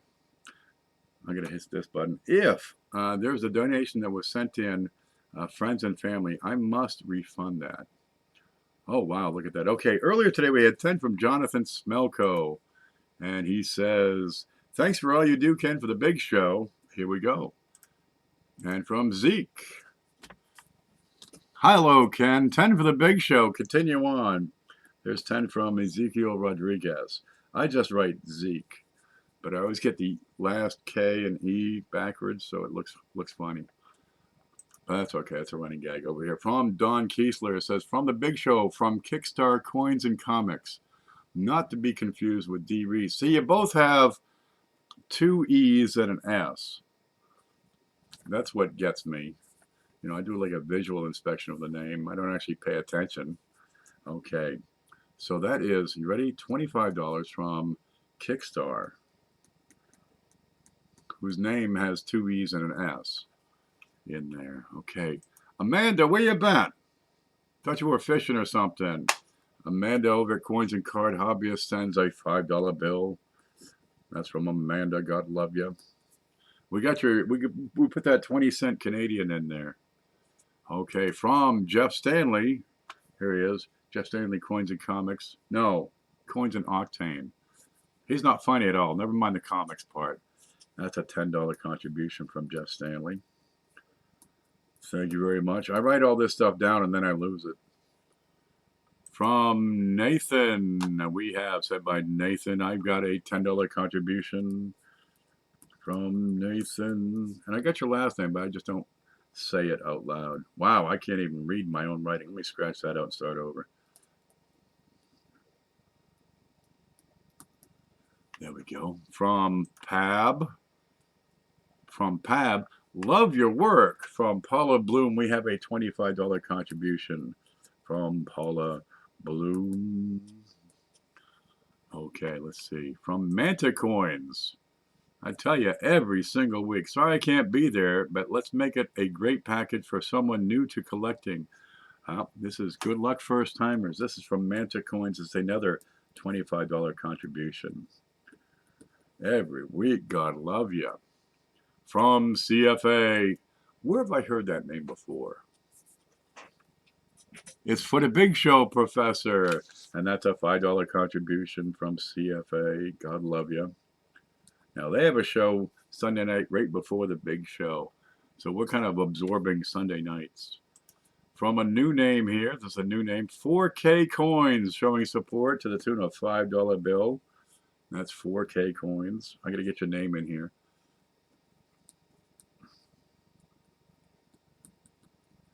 There we go. And that's $5 more from Kenneth Goodson. Just pitching in a little. You know, if 50 people send in what you sent in, $10, that would be such a big show package. We wouldn't know what to do. I decided I've set a limit at $500, and we get to there, we got to start another show because I don't want to send out $10.99 miscellaneous forms. So that's a $10 bill from Kenneth Goodson. Okay. Steve Leary, he sent $1.45. Okay. Now, it might seem small, but it does put in another foreign coin from SJ. From Eddie James for the Big Show. Good times, a $5 bill.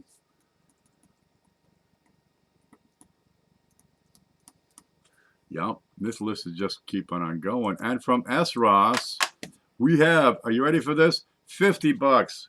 50 from S. Ross. All right. Here's the deal. You ready? Let me find my way back to chat. That there? Okay. When somebody sends a donation of $50 or more in a single donation, we're going to add a little extra. Oh, let me reach. Okay. I had to get more because you guys are kicking butt. Let's see if we can open these. So, S. Ross has sent in a $50 contribution. There you go. You just put this on Twitter. Dude, you got to share the Big Show link. I only have so much reach, right? I share groups on Facebook and Twitter, and I just can't get the reach out there as much as what if everybody shared the link to the video, you know, and said, hey, the Big Show's on 9:30 on Sunday. We're going to add this. Okay, you see all these things, all these little wheat pennies, right? There's different ways to save these, to store them, to collect them. You can put it in flips and put them in a pocket page like you have over here. Or you could use, say, a folder. This is for Lincoln Cent number 1, covers 1909 to 1940. And these are real slick. Let's open that up gently because probably a piece of paper in here. There it is. Look, you can order more stuff. Okay, you got a hole for every date and every mint mark. You can assemble the set just by filling the holes, knowing what to hunt for, right? This doesn't account for varieties or anything, but every date and every mint mark. Okay, I cut my teeth on these when I started collecting. It'll tell you how many were made, right? Here's, what's that one? 1911D. This will be hard, the 11S. This will be the toughest of them all, 1999 SVDB. Focus, please. Look at my thumb. Look. Here, look. Quit it. Okay, it's at an angle. All right, now you've already got some coins in here that will go into this album.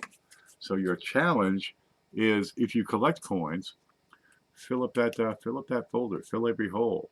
All right, this has 90 holes in there. Goes from 1909 to 1940 PDNS. There it is, nice and glossy. Brand still smells like a new car. And around here, that's a hell of a thing. Let me tell you. Yeah. And you can get other folders too. Kind of neat. But dude, I was well out of them. So I got some more. So I don't have a selection today, but I do have those. And that is because of S. Ross and his $50 contribution. All right, let's add this up. Just wish I could do it every time. It's okay, man. Dude, every little bit helps. We've had some fantastic contributors. $50 is outstanding. Somebody is going to get this. The whole idea here is to put coins in people's hands that they don't have or may not have heard about or would not have access to, or things that's going on YouTube, like Linda Wallace and her necklaces, or the little stickers, or some varieties, or work on a set of wheats, or some silver coins, or these things that maybe they don't. Not every town has a coin shop anymore. And if you want to make the hobby better, if you want your coins to have more value, grow the hobby. And this is intended today. It's going to a first-time winner. Yeah, it's a big package, dude. It's big. Where's last week's? There. Oh God, this is the stuff from last week. This is the package. I still have to pack it right. The JB714 is getting. All right, it's a big package. I still have to pack it right, make sure everything's not going to fall around or bump, and fix this. There. But it'll be packed well. Mine don't. I don't have a coin shop. There's no coin shop there. Coin shops have gone the way of the dodo. Why pay, you know, $1,000 rent plus your water bill, your light bill, the phone bill, security bill, property taxes, grease the landlord when something breaks, sweep the parking lot, wash the front window, hire a staff. You get a security service. You got to pay for a dumpster if you throw away a lot of stuff. Once in a while, you got what, a pesticide guy, the AC. It costs anywhere from $1,500 to $2,500 to pay for a retail shop for a leasehold, or you could build a shed out back and use that as your coin office and sell everything online. So coin shops have dried up over the past 20 years. Only people who have never won can be eligible tonight. Let's add this up and see where we are. There it is. My Hoogie pen is starting to dry up. Hoogie look at that. There's a guy in the community who makes these pens. Hoogie's Hobby Shop. They're delightful. That's the best pen I ever had in my life.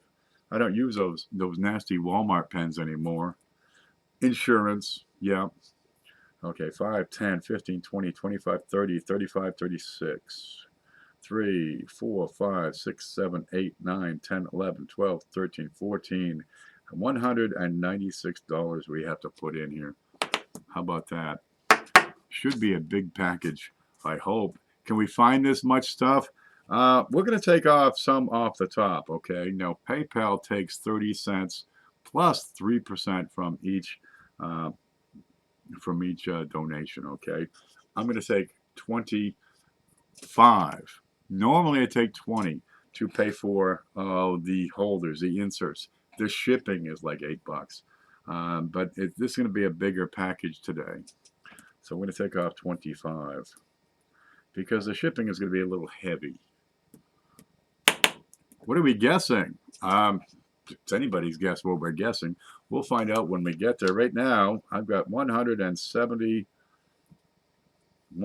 we got to add in, and I'm going to take off $100 and put this in. Oh, geez, get this out of the way. Get this out of the way. I was able to get another copy of this. No. This is sorry, get that out of there. This is Walter Breen's Complete Encyclopedia of U.S. and Colonial Coins. This is the Bible. This is the core of the hobby. There have been other books that have listed varieties and offered great detail and encyclopedic information about coins. But this is the king of them all. This goes back to colonial issues. It is a fantastic read. It's big, it's heavy, it's like 8 pounds.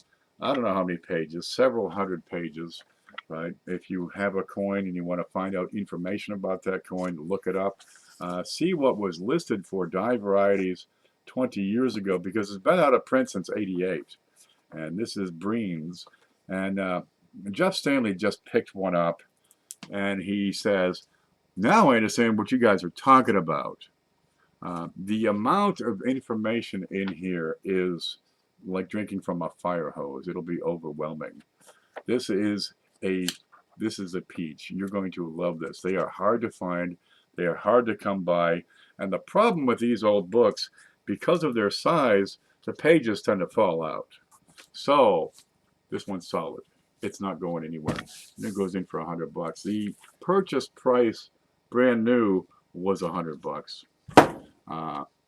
Yeah, it is Walter Breen's Complete Encyclopedia of U.S. and Colonial Coins. There it is. Ta-da! 100% original. It's a peach. If you want to get hardcore into the hobby, if you want to learn what to look for, what things to collect, information is the key to it all. And this is like love, is what this is. You'll be happy with this. My hope. And if not, you could sell it for $100 tomorrow. Okay, let's set that aside because, oh, it's heavy and it takes up a lot of room. Okay, and the other book I wanted to add is right there. It's called Photo Grade. Okay, James F. Ruddy. This is, well, the photos are kind of dated. We can't see them. There. Okay, you have to be able to identify your coin. You have to be able to grade your coin. So Brains, that'll help you identify exactly what coin. Over here, we've got photos of every coin and every grade that they make. So you just hold up your coin to what they have and say, is my coin as good as this very fine, or is it better? So identification, grade, where'd that magazine go we just had? And once you have those, then you can use these price lists, right, and look up the value of the coin based on the grade. That's what all these columns are. The better the coin, usually the better the price, and grade determines the value of that coin. It's all about condition. So with those three pieces, a price list, a grading guide, and the big encyclopedia, you should be able to determine what your coin is worth. Yep, the PhotoGrade app, there's one over on PCGS site, and if you're on my blog, you can find that in the key information websites. That'll take you over to PhotoGrade. It's some handy. Okay, that's -5 for the PhotoGrade book. Okay, what do we got? $66 to go. We can do this. Where'd that one go I had? Yeah, this will work. This will get you started. I picked up a bunch of these from Mantic Coins. He had what? I don't know, 850 or something like that of these silver rounds. I can't get that out. Okay, that's it. I'm cutting it. We'll get in there. One way or another, we're going to get that out. There, I got more bags. Yup. Dude, the guy's selling silver eagles for melt. So I picked some up. I got a 2009 silver American silver. It's an eagle. It's 1 ounce of silver, pure, right? Righteous, godly. What are they, 90% or something like that, or 9? I don't know what they are. Fine silver. What's the percent silver in an eagle? Is it 90% or 999? I don't care, man. Look at it. It's beautiful.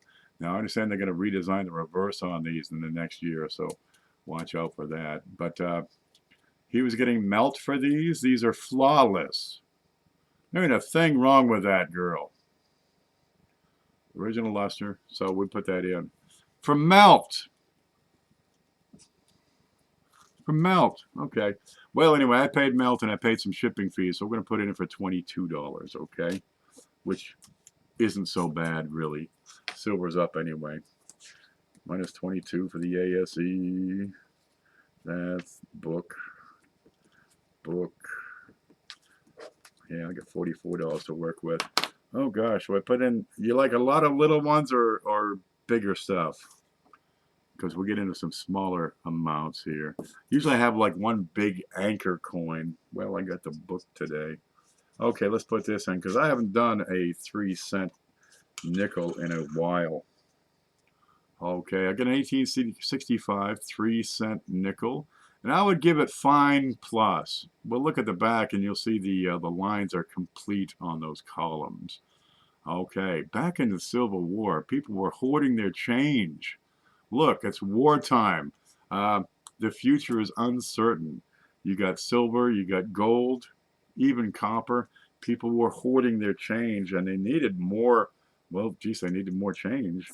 So they started up with a 2-center. They already had a 3-cent silver in circulation. So they created this one, and it is copper nickel. And they call it nickel, right? They started making those shield nickels. Okay, full Liberty. The face is a bit worn. All right, but I'm going to turn that over. You have a die crack over here, which is kind of substantial. But on the back, these are full. I've got full lines on the columns here. Okay, a little weak on one. A lot of times these are just so wore out you can barely make them out. So here's a piece of history, and this is an 1865. Ta-da! First year of issue. 3 cents. It doesn't say cents. It just says 3. You get the 3 columns on the back. All right. Well, it's not particularly awesome, but still they're a bit hard to find. This goes in for $20. There we go. There's something you probably don't have. Yup, 3 cents. What? They made 3 cents? Not only did they make them, they made them in silver and they made them in nickel. And this is a 3-cent nickel right down here at the bottom of the screen. Let's see if we can see that. Little thing, there's a penny, there's a nickel. You got to realize at the time, the penny in 1865, they just come out with the Indians, so they got a lot of large cents floating around the circulation still. Okay, we're going to take off 20, leaves me 24 to account for. We'll be okay. So this is the first coin, says Jeff Stanley, in the U.S. to use a 25% nickel, 75% copper mix used in the nickel today. It's cupronickel, they call it. They're pretty slick. There's a piece of history. I think you'll like it. Okay, we got that much left. I got to get picky. I'd like to get that in. Let's put, okay, this. Oh, I'd like to get that in. Oh, I got this. I went to the Bahamas. Picked up some change. So I still have some. I got a nickel. There it is. Got the big pineapple on there. Real shiny. And the dimes are getting funky. And the quarters are just nasty. We're not going to put in the quarters. But I got a dime. And I got a scalloped edge. We're just going to put those in. They'll be nice. Okay. Let's add it up. All right. I've got a U.S. Mint. This is special. Okay, it's a mint set, but it's a special mint set. Okay, during 65, 66, and 67, again, 100 years later, they've got a shortage of coins. Now, they say it's not because people are picking silver out of circulation, but by the time I was born in 67, most of the silver was already gone because, you know, they could make 1 or 2% profit picking the silver up. So they said, don't make any proof coins for a while, and don't put mint marks on them. Let's just, you know, focus on making pennies. And they made billions of everything. So in 1966, they made these special mint sets. They're not proof, but they are of superior quality. 1909 with no mint mark, but has a VDB. They go from $2 to $20 probably. You know, the higher the grade, the more valuable the coin. I got some on the table here somewhere. Okay, so I got a 1966 special mint set. It's what they offered instead of the proofs for this year, and 65 and 67. There we are, real shiners. The first ones off the strike are cameo. They have a wonderful cameo aspect to them. And those will draw a fantastic premium if you have those. There we go. Let's slide that in. What are these worth? $8. They're good for $8. I've seen these selling on some of these coin shows for $15, $20, $25. This is an $8 set. I don't know why people are spending these insane amounts. I got 16 left. Where'd them 09s go? I got a bunch of them here. Here's some. All right, let's get one of these in. Because I'm about to bust your bubble, I think. Let's see, I think I got some more here. What's this? Yeah, I'm going to rock your world here, I think. Let's see if we can see the date.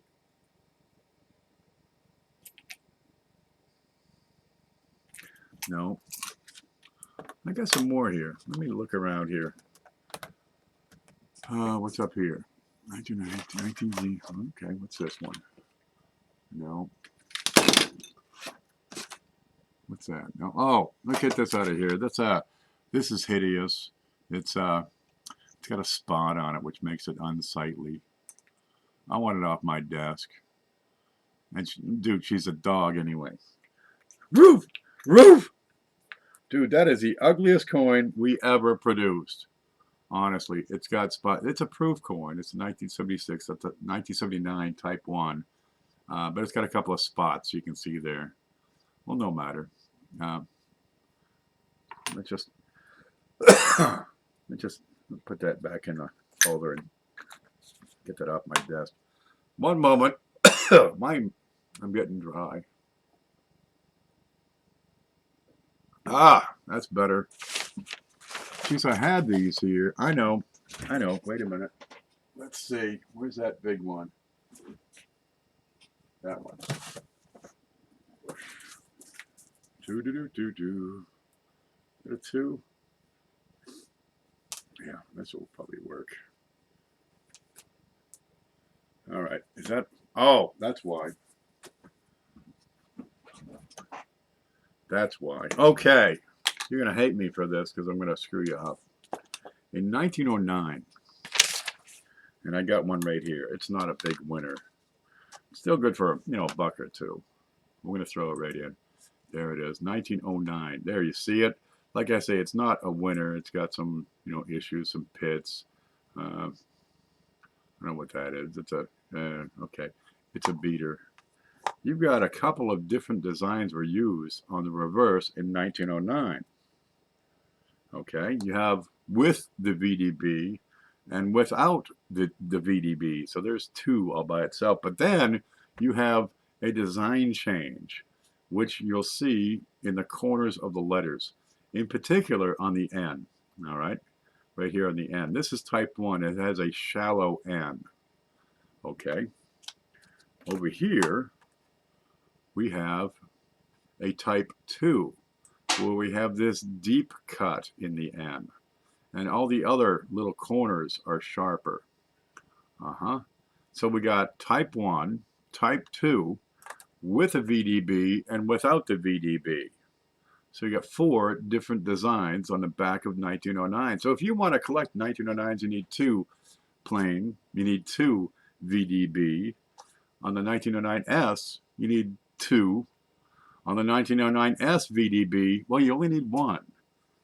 So here's one. You ready? If you see a 1909S VDB with a deep cut N, guaranteed fake. Guaranteed. They only made the 1909S VDB with the shallow N. Well, we're going to put both of these in here right now. Now, this one is, that one is a VDB, but it's kind of wore off.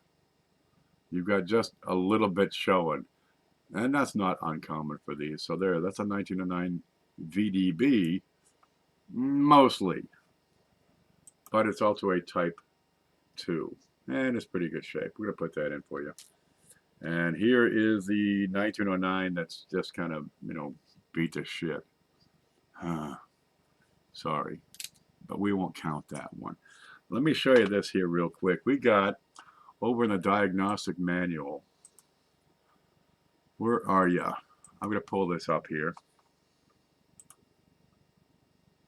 Here's a screenshot. Here's a diagnostic manual. So if you're a subscriber over on Patreon, you'll have access to this.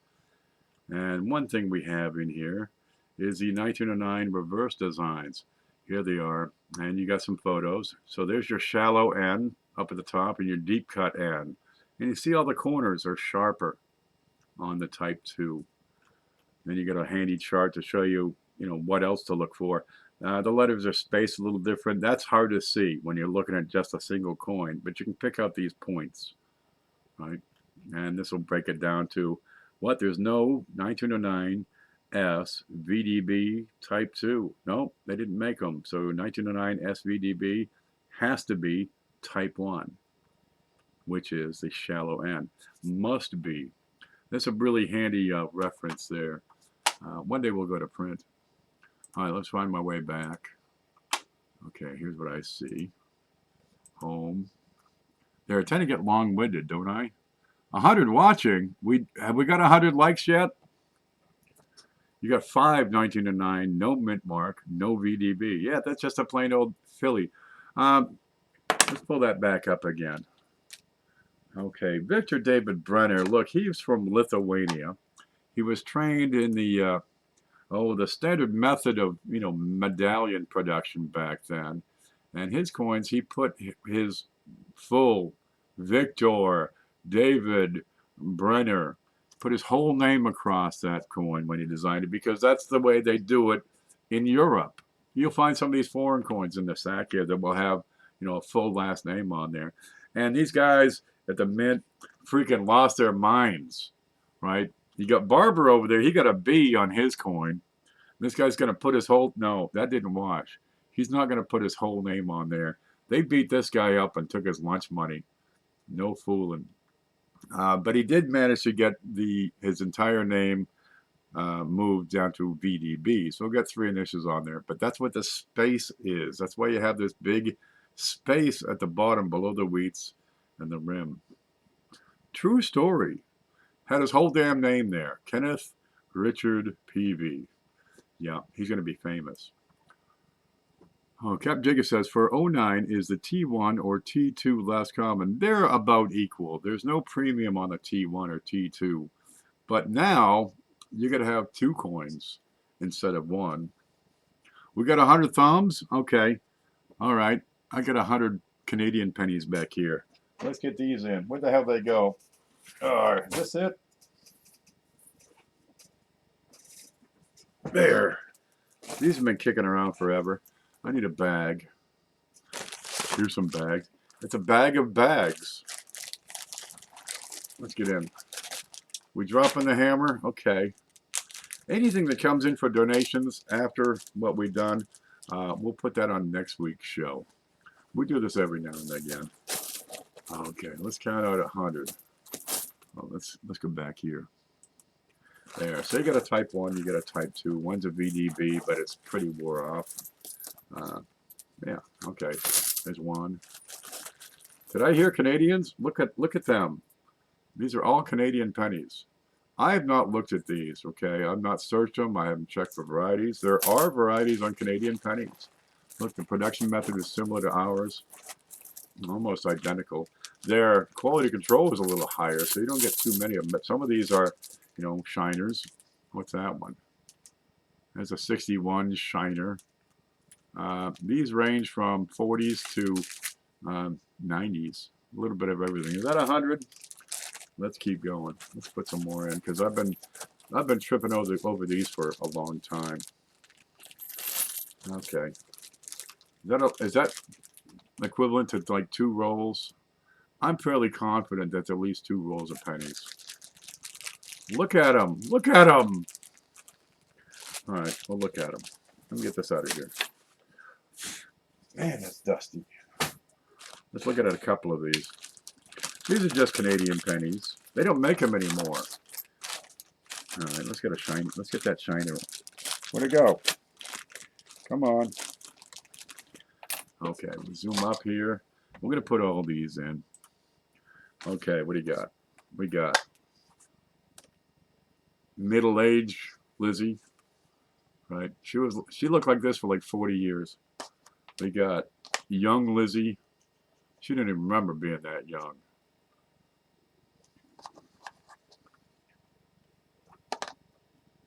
Huh.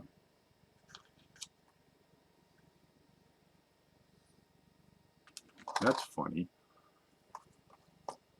This is what a young Lizzie should look like. Then there's this thing. I think in this one was an acid shrunk. Let's line that up. It is smaller. All right. It is thinner. Huh. Okay, I'm going to put that in a flip for you here. What the hell's the flips? What's in there? Here's one. There, we're going to put that in a flip. I think that one is acid shrunk. You can see the design details. They're a little soft here. Yeah, that's consistent with acid shrunk, which is damaged, but it's interesting. So we'll put that in there. There, good. There's something different. All right. Let's see what else is in here. We got, here's a shiner, young head. Yeah, a few spots. Don't worry about the spots. 1962. We got another 60. Oh, here's a guy. We got one of them dudes. There's our old man, George. Yep. Here's let's see, a Bicentennial Canadian with a rock dove on there. 1967. A little bit of everything. Look, collect them all, I say. And it's up to you to go through those. So somebody will pick those out. I found a 1938 Canadian metal detecting last summer. There's a 1920 in this Big Show package. Let's see. Click. Home. Okay. There. If that's not 100 pennies, I don't know what is. So we're going to put that in there. Yeah, you got that hideous beast. And let's see. Oh. Okay, we can add that in. Can we do that? We can do...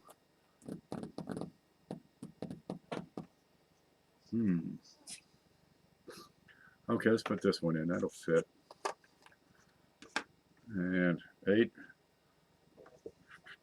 Have we got one here for like $5? Oh, that'll work. All right.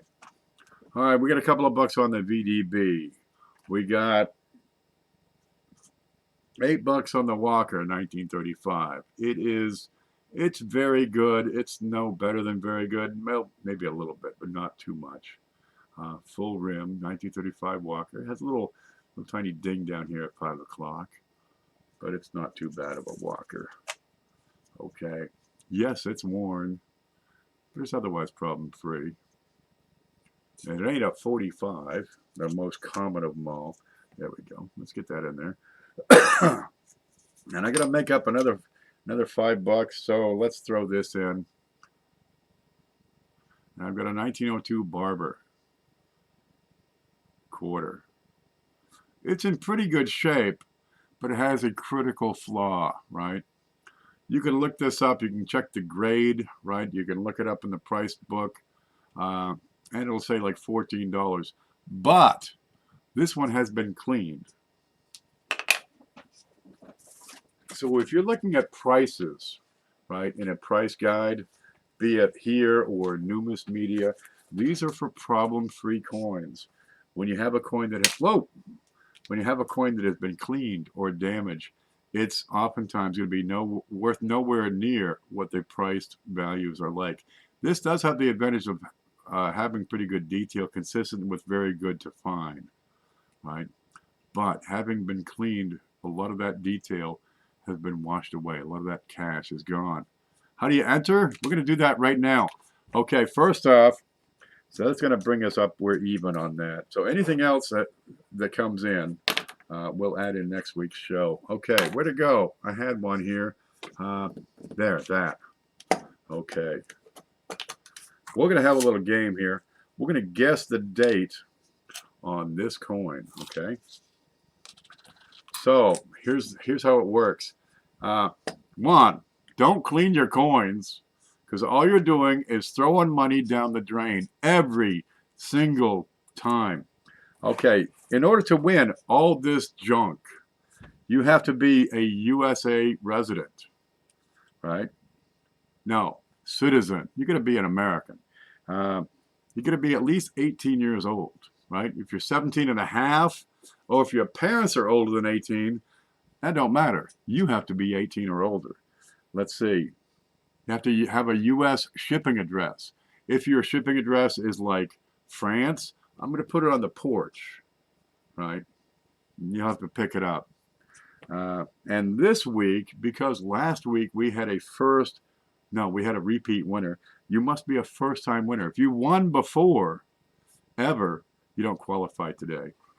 And Cindy says, 1 guess per person. If you guess more than once, even if one or more of your guesses is right, you're disqualified. Yeah. Now, we're going to guess this coin. What's the date on this coin? I'm going to type go. Okay, there's go. That's ready.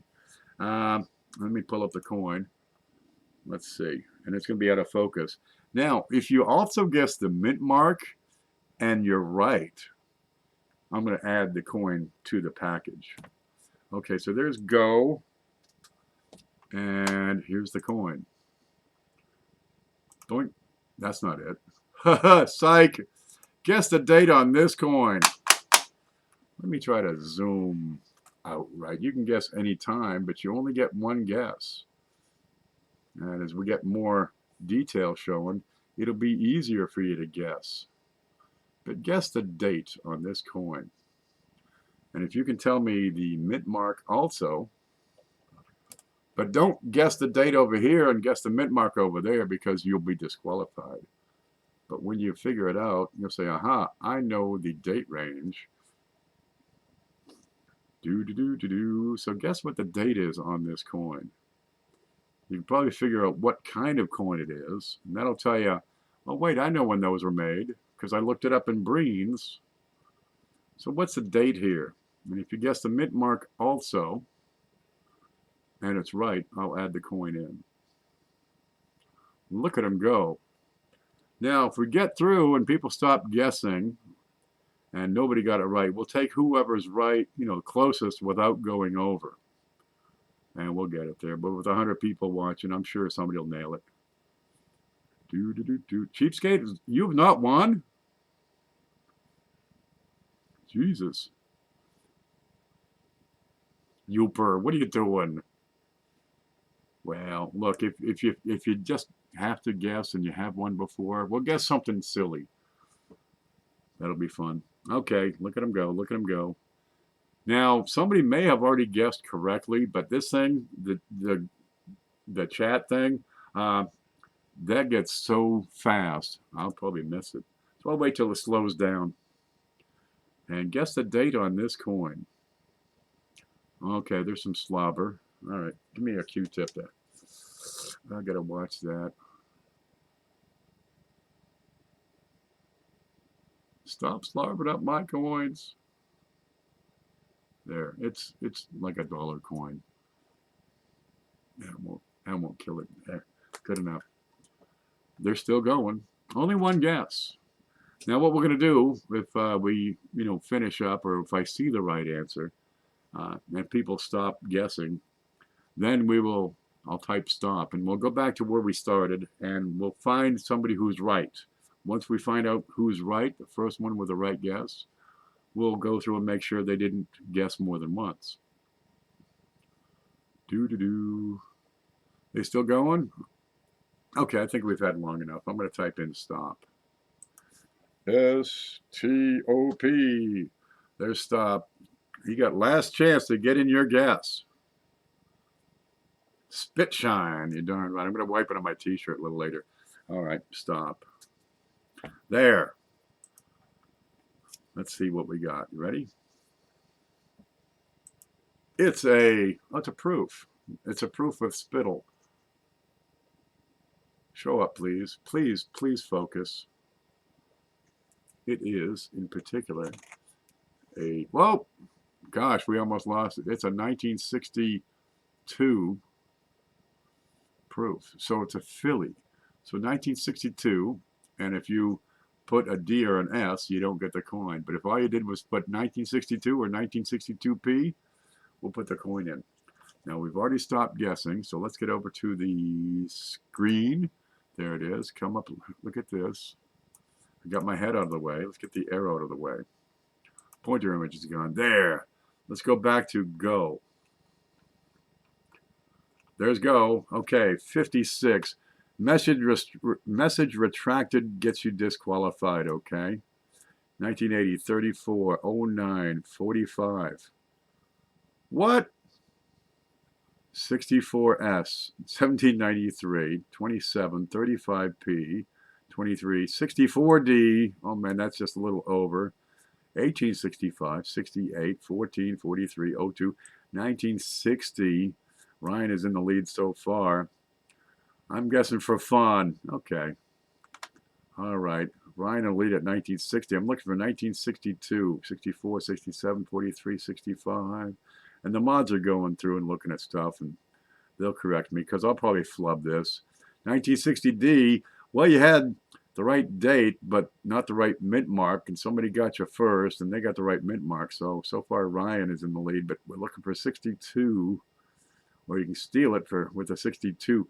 Jesus, Eddie, 1962, you got the date. You did not get the mint mark, so you don't get the slobbered up coin.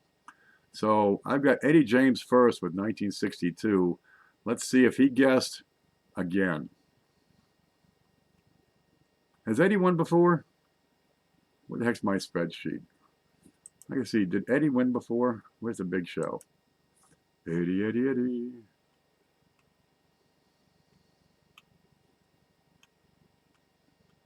I don't see Eddie here.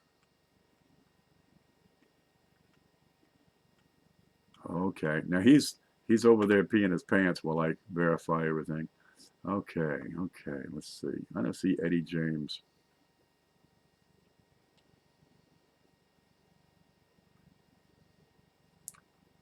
Okay, so far so good.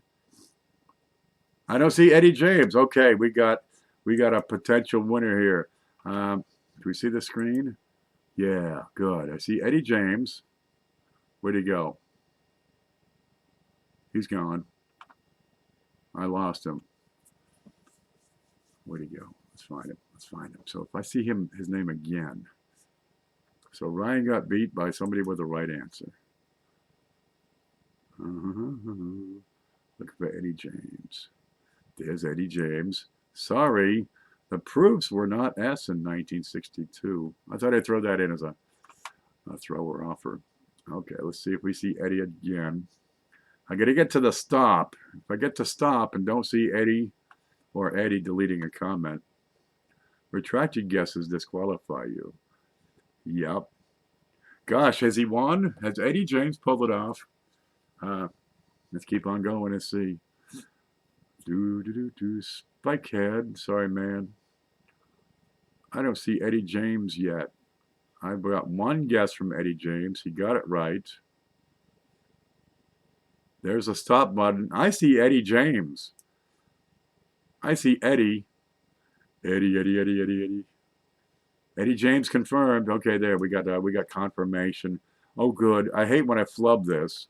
I have flubbed this giveaway before. I see Eddie James, and it's been confirmed. Eddie James!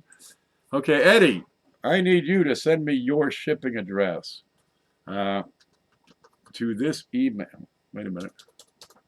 E-M-A-I-L. There. Let's see if that works. Thank you all. That is so cool. There's a bunch of stuff here, man. Let me write down your name. I got Eddie James. Did you make a contribution? Let me see here. Yeah, I have your shipping address in PayPal. Yeah, because when you make a contribution, you know, it's a PayPal thing. And because you sent it goods and services, I can actually print a shipping label from your donation. So you can actually check your donation and say, aha, here's my goddamn tracking number. Look what you get. We got an assload of Canadians. We got that nasty, oh, you got that. It's neat, but it's clean. Here's a real nice set of SMS 1966s. You got a folder. Huh? Okay. We got some quarters. We got a mint set from 1991 from Bill J. We got a 1981 proof set. There are at least 2 coins in there that are type 2. Okay, we got these fabulous prizes. I keep the bus. The bus stays here. That's a coin bus. Big fat silver eagle. We got a Linda Wallace necklace. So the next time you have a live stream and Linda's on, you better be wearing that, mister. We got Canadian nickels. We got proof Kennedys. We got some yens. We got some shining dimes. A bunch of pennies. Right. We got channel stickers up the wazoo. You got a 1935 half dollar. There's some more channel stickers. You got one of these neat things from Jeff Stanley. We got V nickels. We got copper rounds. We got more channel stickers all over the place. Shiny Canadians. Some shiny quarters. Here's another sack of Canadians. There's another channel sticker. Look, everybody pitching in is what makes this big. All right. Here's a Mercury Dime. Here's an old Canadian big. Here's a big. There's that. What's this? I don't know what that is. Okay. And, oh, and this, of course. The newest news. Just a magazine. This cost me like $1 when I read it. So I don't take that out. I just throw it into the package. Let's make some room here. Okay. But we took out $25 because the shipping is going to be a little bit more because we have, where'd it go? Okay. photo grade, so you can look up the condition of your coin and estimate it as accurately as possible. And Breen's Encyclopedia of U.S. and Colonial Coinage, which is a monster tome. Where'd it go?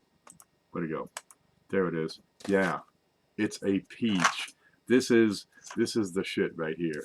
There are a few books that are as comprehensive and valuable and full of information as Walter Breen's Encyclopedia. He won't have another one. There'll be no more printing because he died years ago, okay? Seriously, this is a good book. You'll like it. Hopefully this will suck you so deep into the hobby you'll never get out. We'll find out. So congratulations on that. I'm going to set this aside and hopefully not spill coffee on it because it's yours. Wow, that was a big show. Now, anybody else, if your name was not called as a cash donor today, sometimes the donations come in a little out of place. They'll be, shunted to the back. It's the way the internet works, man. There's a lot of space between you and me. But for donors, we want to thank Jonathan Smelko, Ezekiel Rodriguez, Kickstar Coins, Amanda, that's Coin and Card Hobbyist, we see her down here, Jeff Stanley, Nathan, I don't have your last name, Paula Bloom, Mantic Coins, CFA, HK, 4K Coins, okay, Kenneth Goodson, Steve, let's see, Eddie James. Oh, if you send a coin in and you win, I'm going to take that coin out and put it in the next show. But you sent cash, so that's just as good. And S. Ross, and that's what got us that extra bit. Okay, then we got the people who sent in coins, which hopefully I can still salvage from the list here. Chris Hurley sent coins. Let's see. Here's the stuff that didn't make the show. Who sent that? Here's a blank piece of paper. Okay, here we go. So here's who we thank, right? All the people that sent cash. We want to thank Trey Jones, Chris Hurley, Paula Bloom, Cindelicious, Bill Batts, Linda Wallace, Joe Durbin, Mantic Coins, Cheapskate Coins, Jeff Stanley, Blues Coins, Coin and Card Hobbyist, Kickstar, Galaxy 471, Bill J, Little Nitrate, Liston, I pronounce it Liston. Some people say listen, but I don't listen, so I pronounce it that way. D. Reese.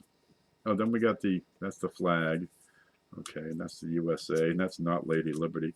Okay, and all you folks who pitched in and gave thumbs up so we could put in the Canadians.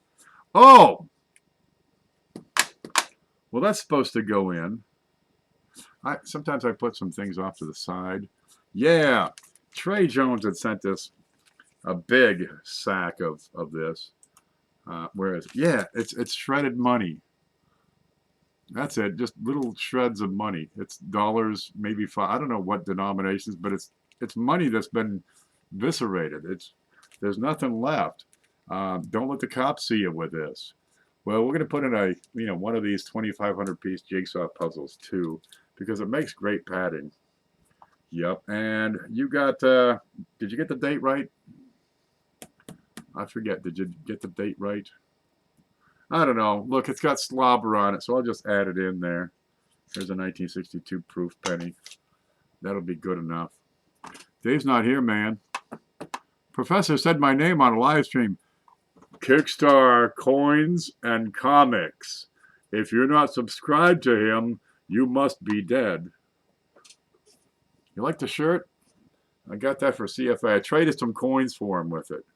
Yeah, I've been working on his set of Lincolns for a couple of years now. He's got some pretty good ones from me.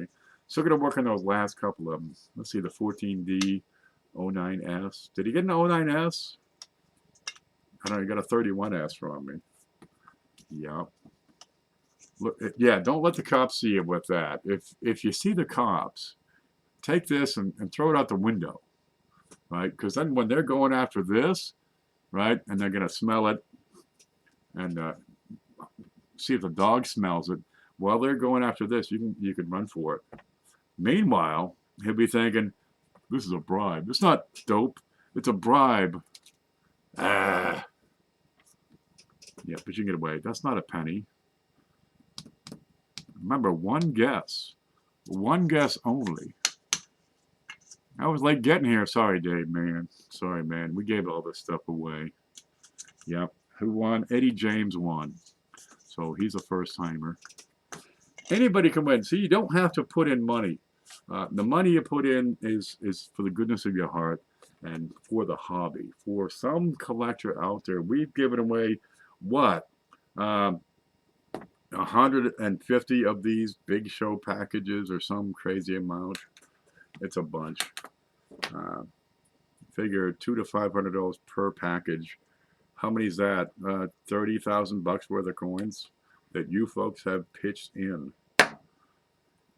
Yeah. It's like I say, it's the biggest darn giveaway out there. Did I win? You sure did, Hidden. Congratulate Hidden, everybody. You won. Yep. But since you won already, we're going to give it to somebody new.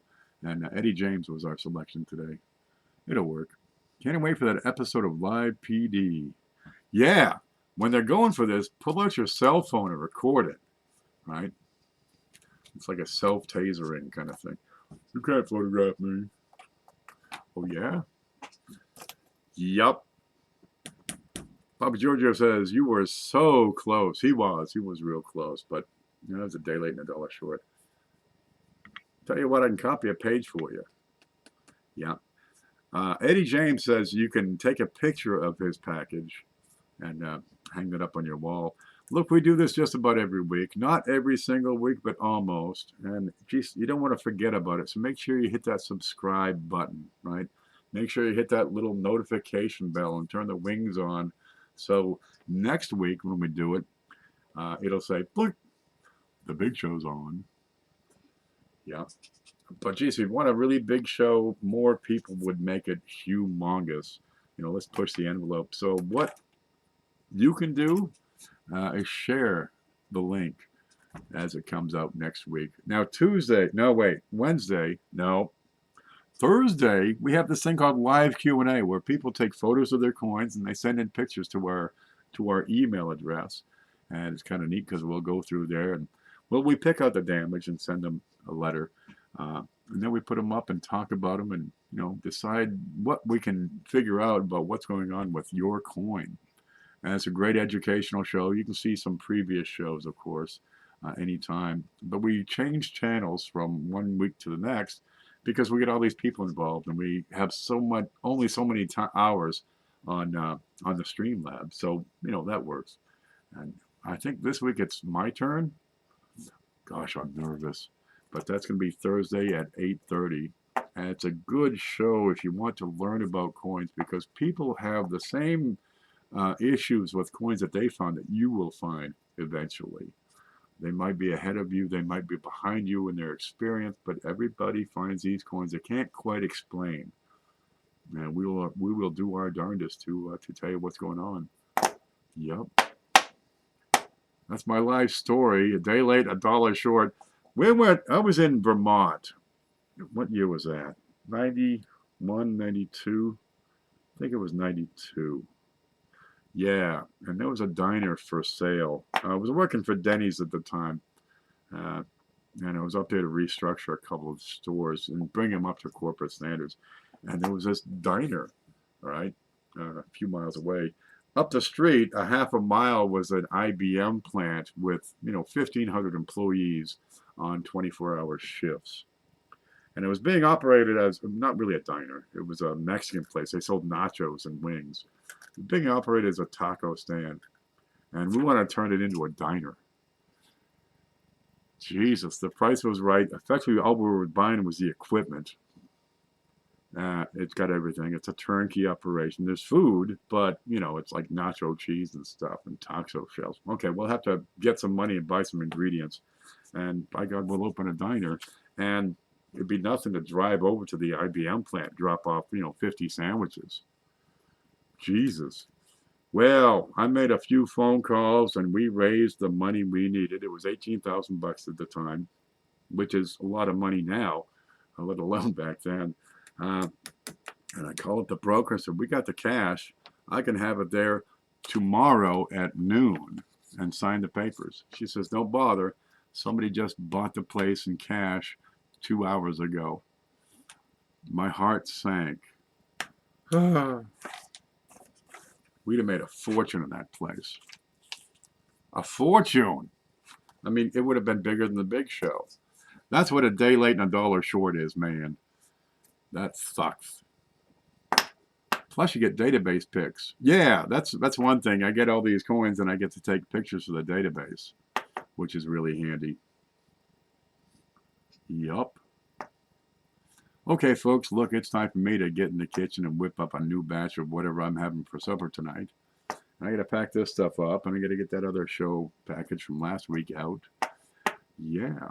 Now, Cajun Coin Hunter sometimes does a show after mine, so keep an eye on him. I know Blues does also, but he's out of town playing, whooping the entire state of Kansas's butt on bowling. Hidden says, I've come to a major decision. What, you're going to chase girls? What's a major decision? You can open a diner? Did the decision include telling anybody what your decision is, or just the meta information that a decision was made?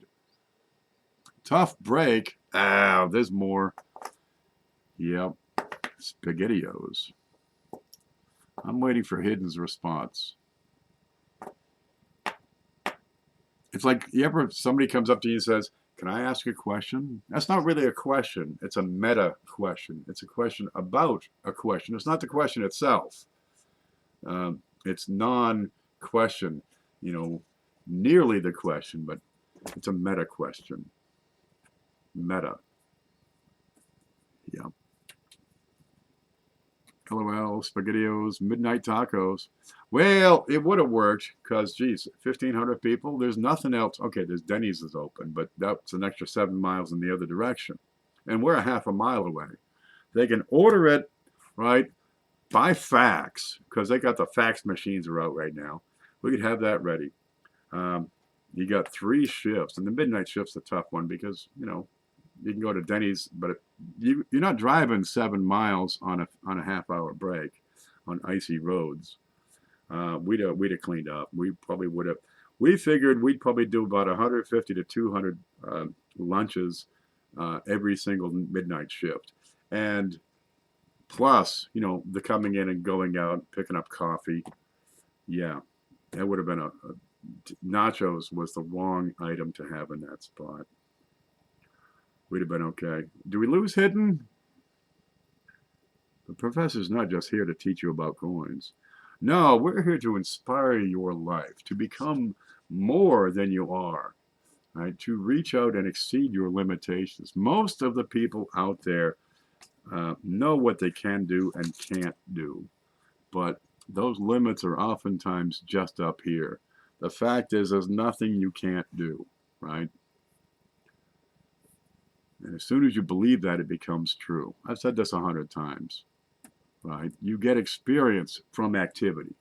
You look at the coins, you learn about the coins, you gain experience and knowledge, and you look at enough coins, you get enough activity, enough experience, you build that confidence. And with enough confidence and experience, there's nothing you can't do. Have I not explained this enough? Alrighty, Hidden's gone. Maybe his decision was to not explain his decision. Quit hiding. Well, I don't know if he sent a message about his decision. Maybe it's an important decision. He said it was a major one. Well, I'll tell you what, we'll get you a major award. Oh, that's the wrong button. Wait, where is it? I got a major award here for you. Let's get this in here somewhere. I think it's here. Wonder where it was. It was here. I guess somebody. There it is. Wait for this to load. There. Okay. Come back to here. Here's the screen. What do you get? You get a major award. There it is. Watch out. It's Fragile, which means it's made in Italia. It's Italian. That's a major award for your major decision, baby. Good luck. Congratulations, and keep up the good work.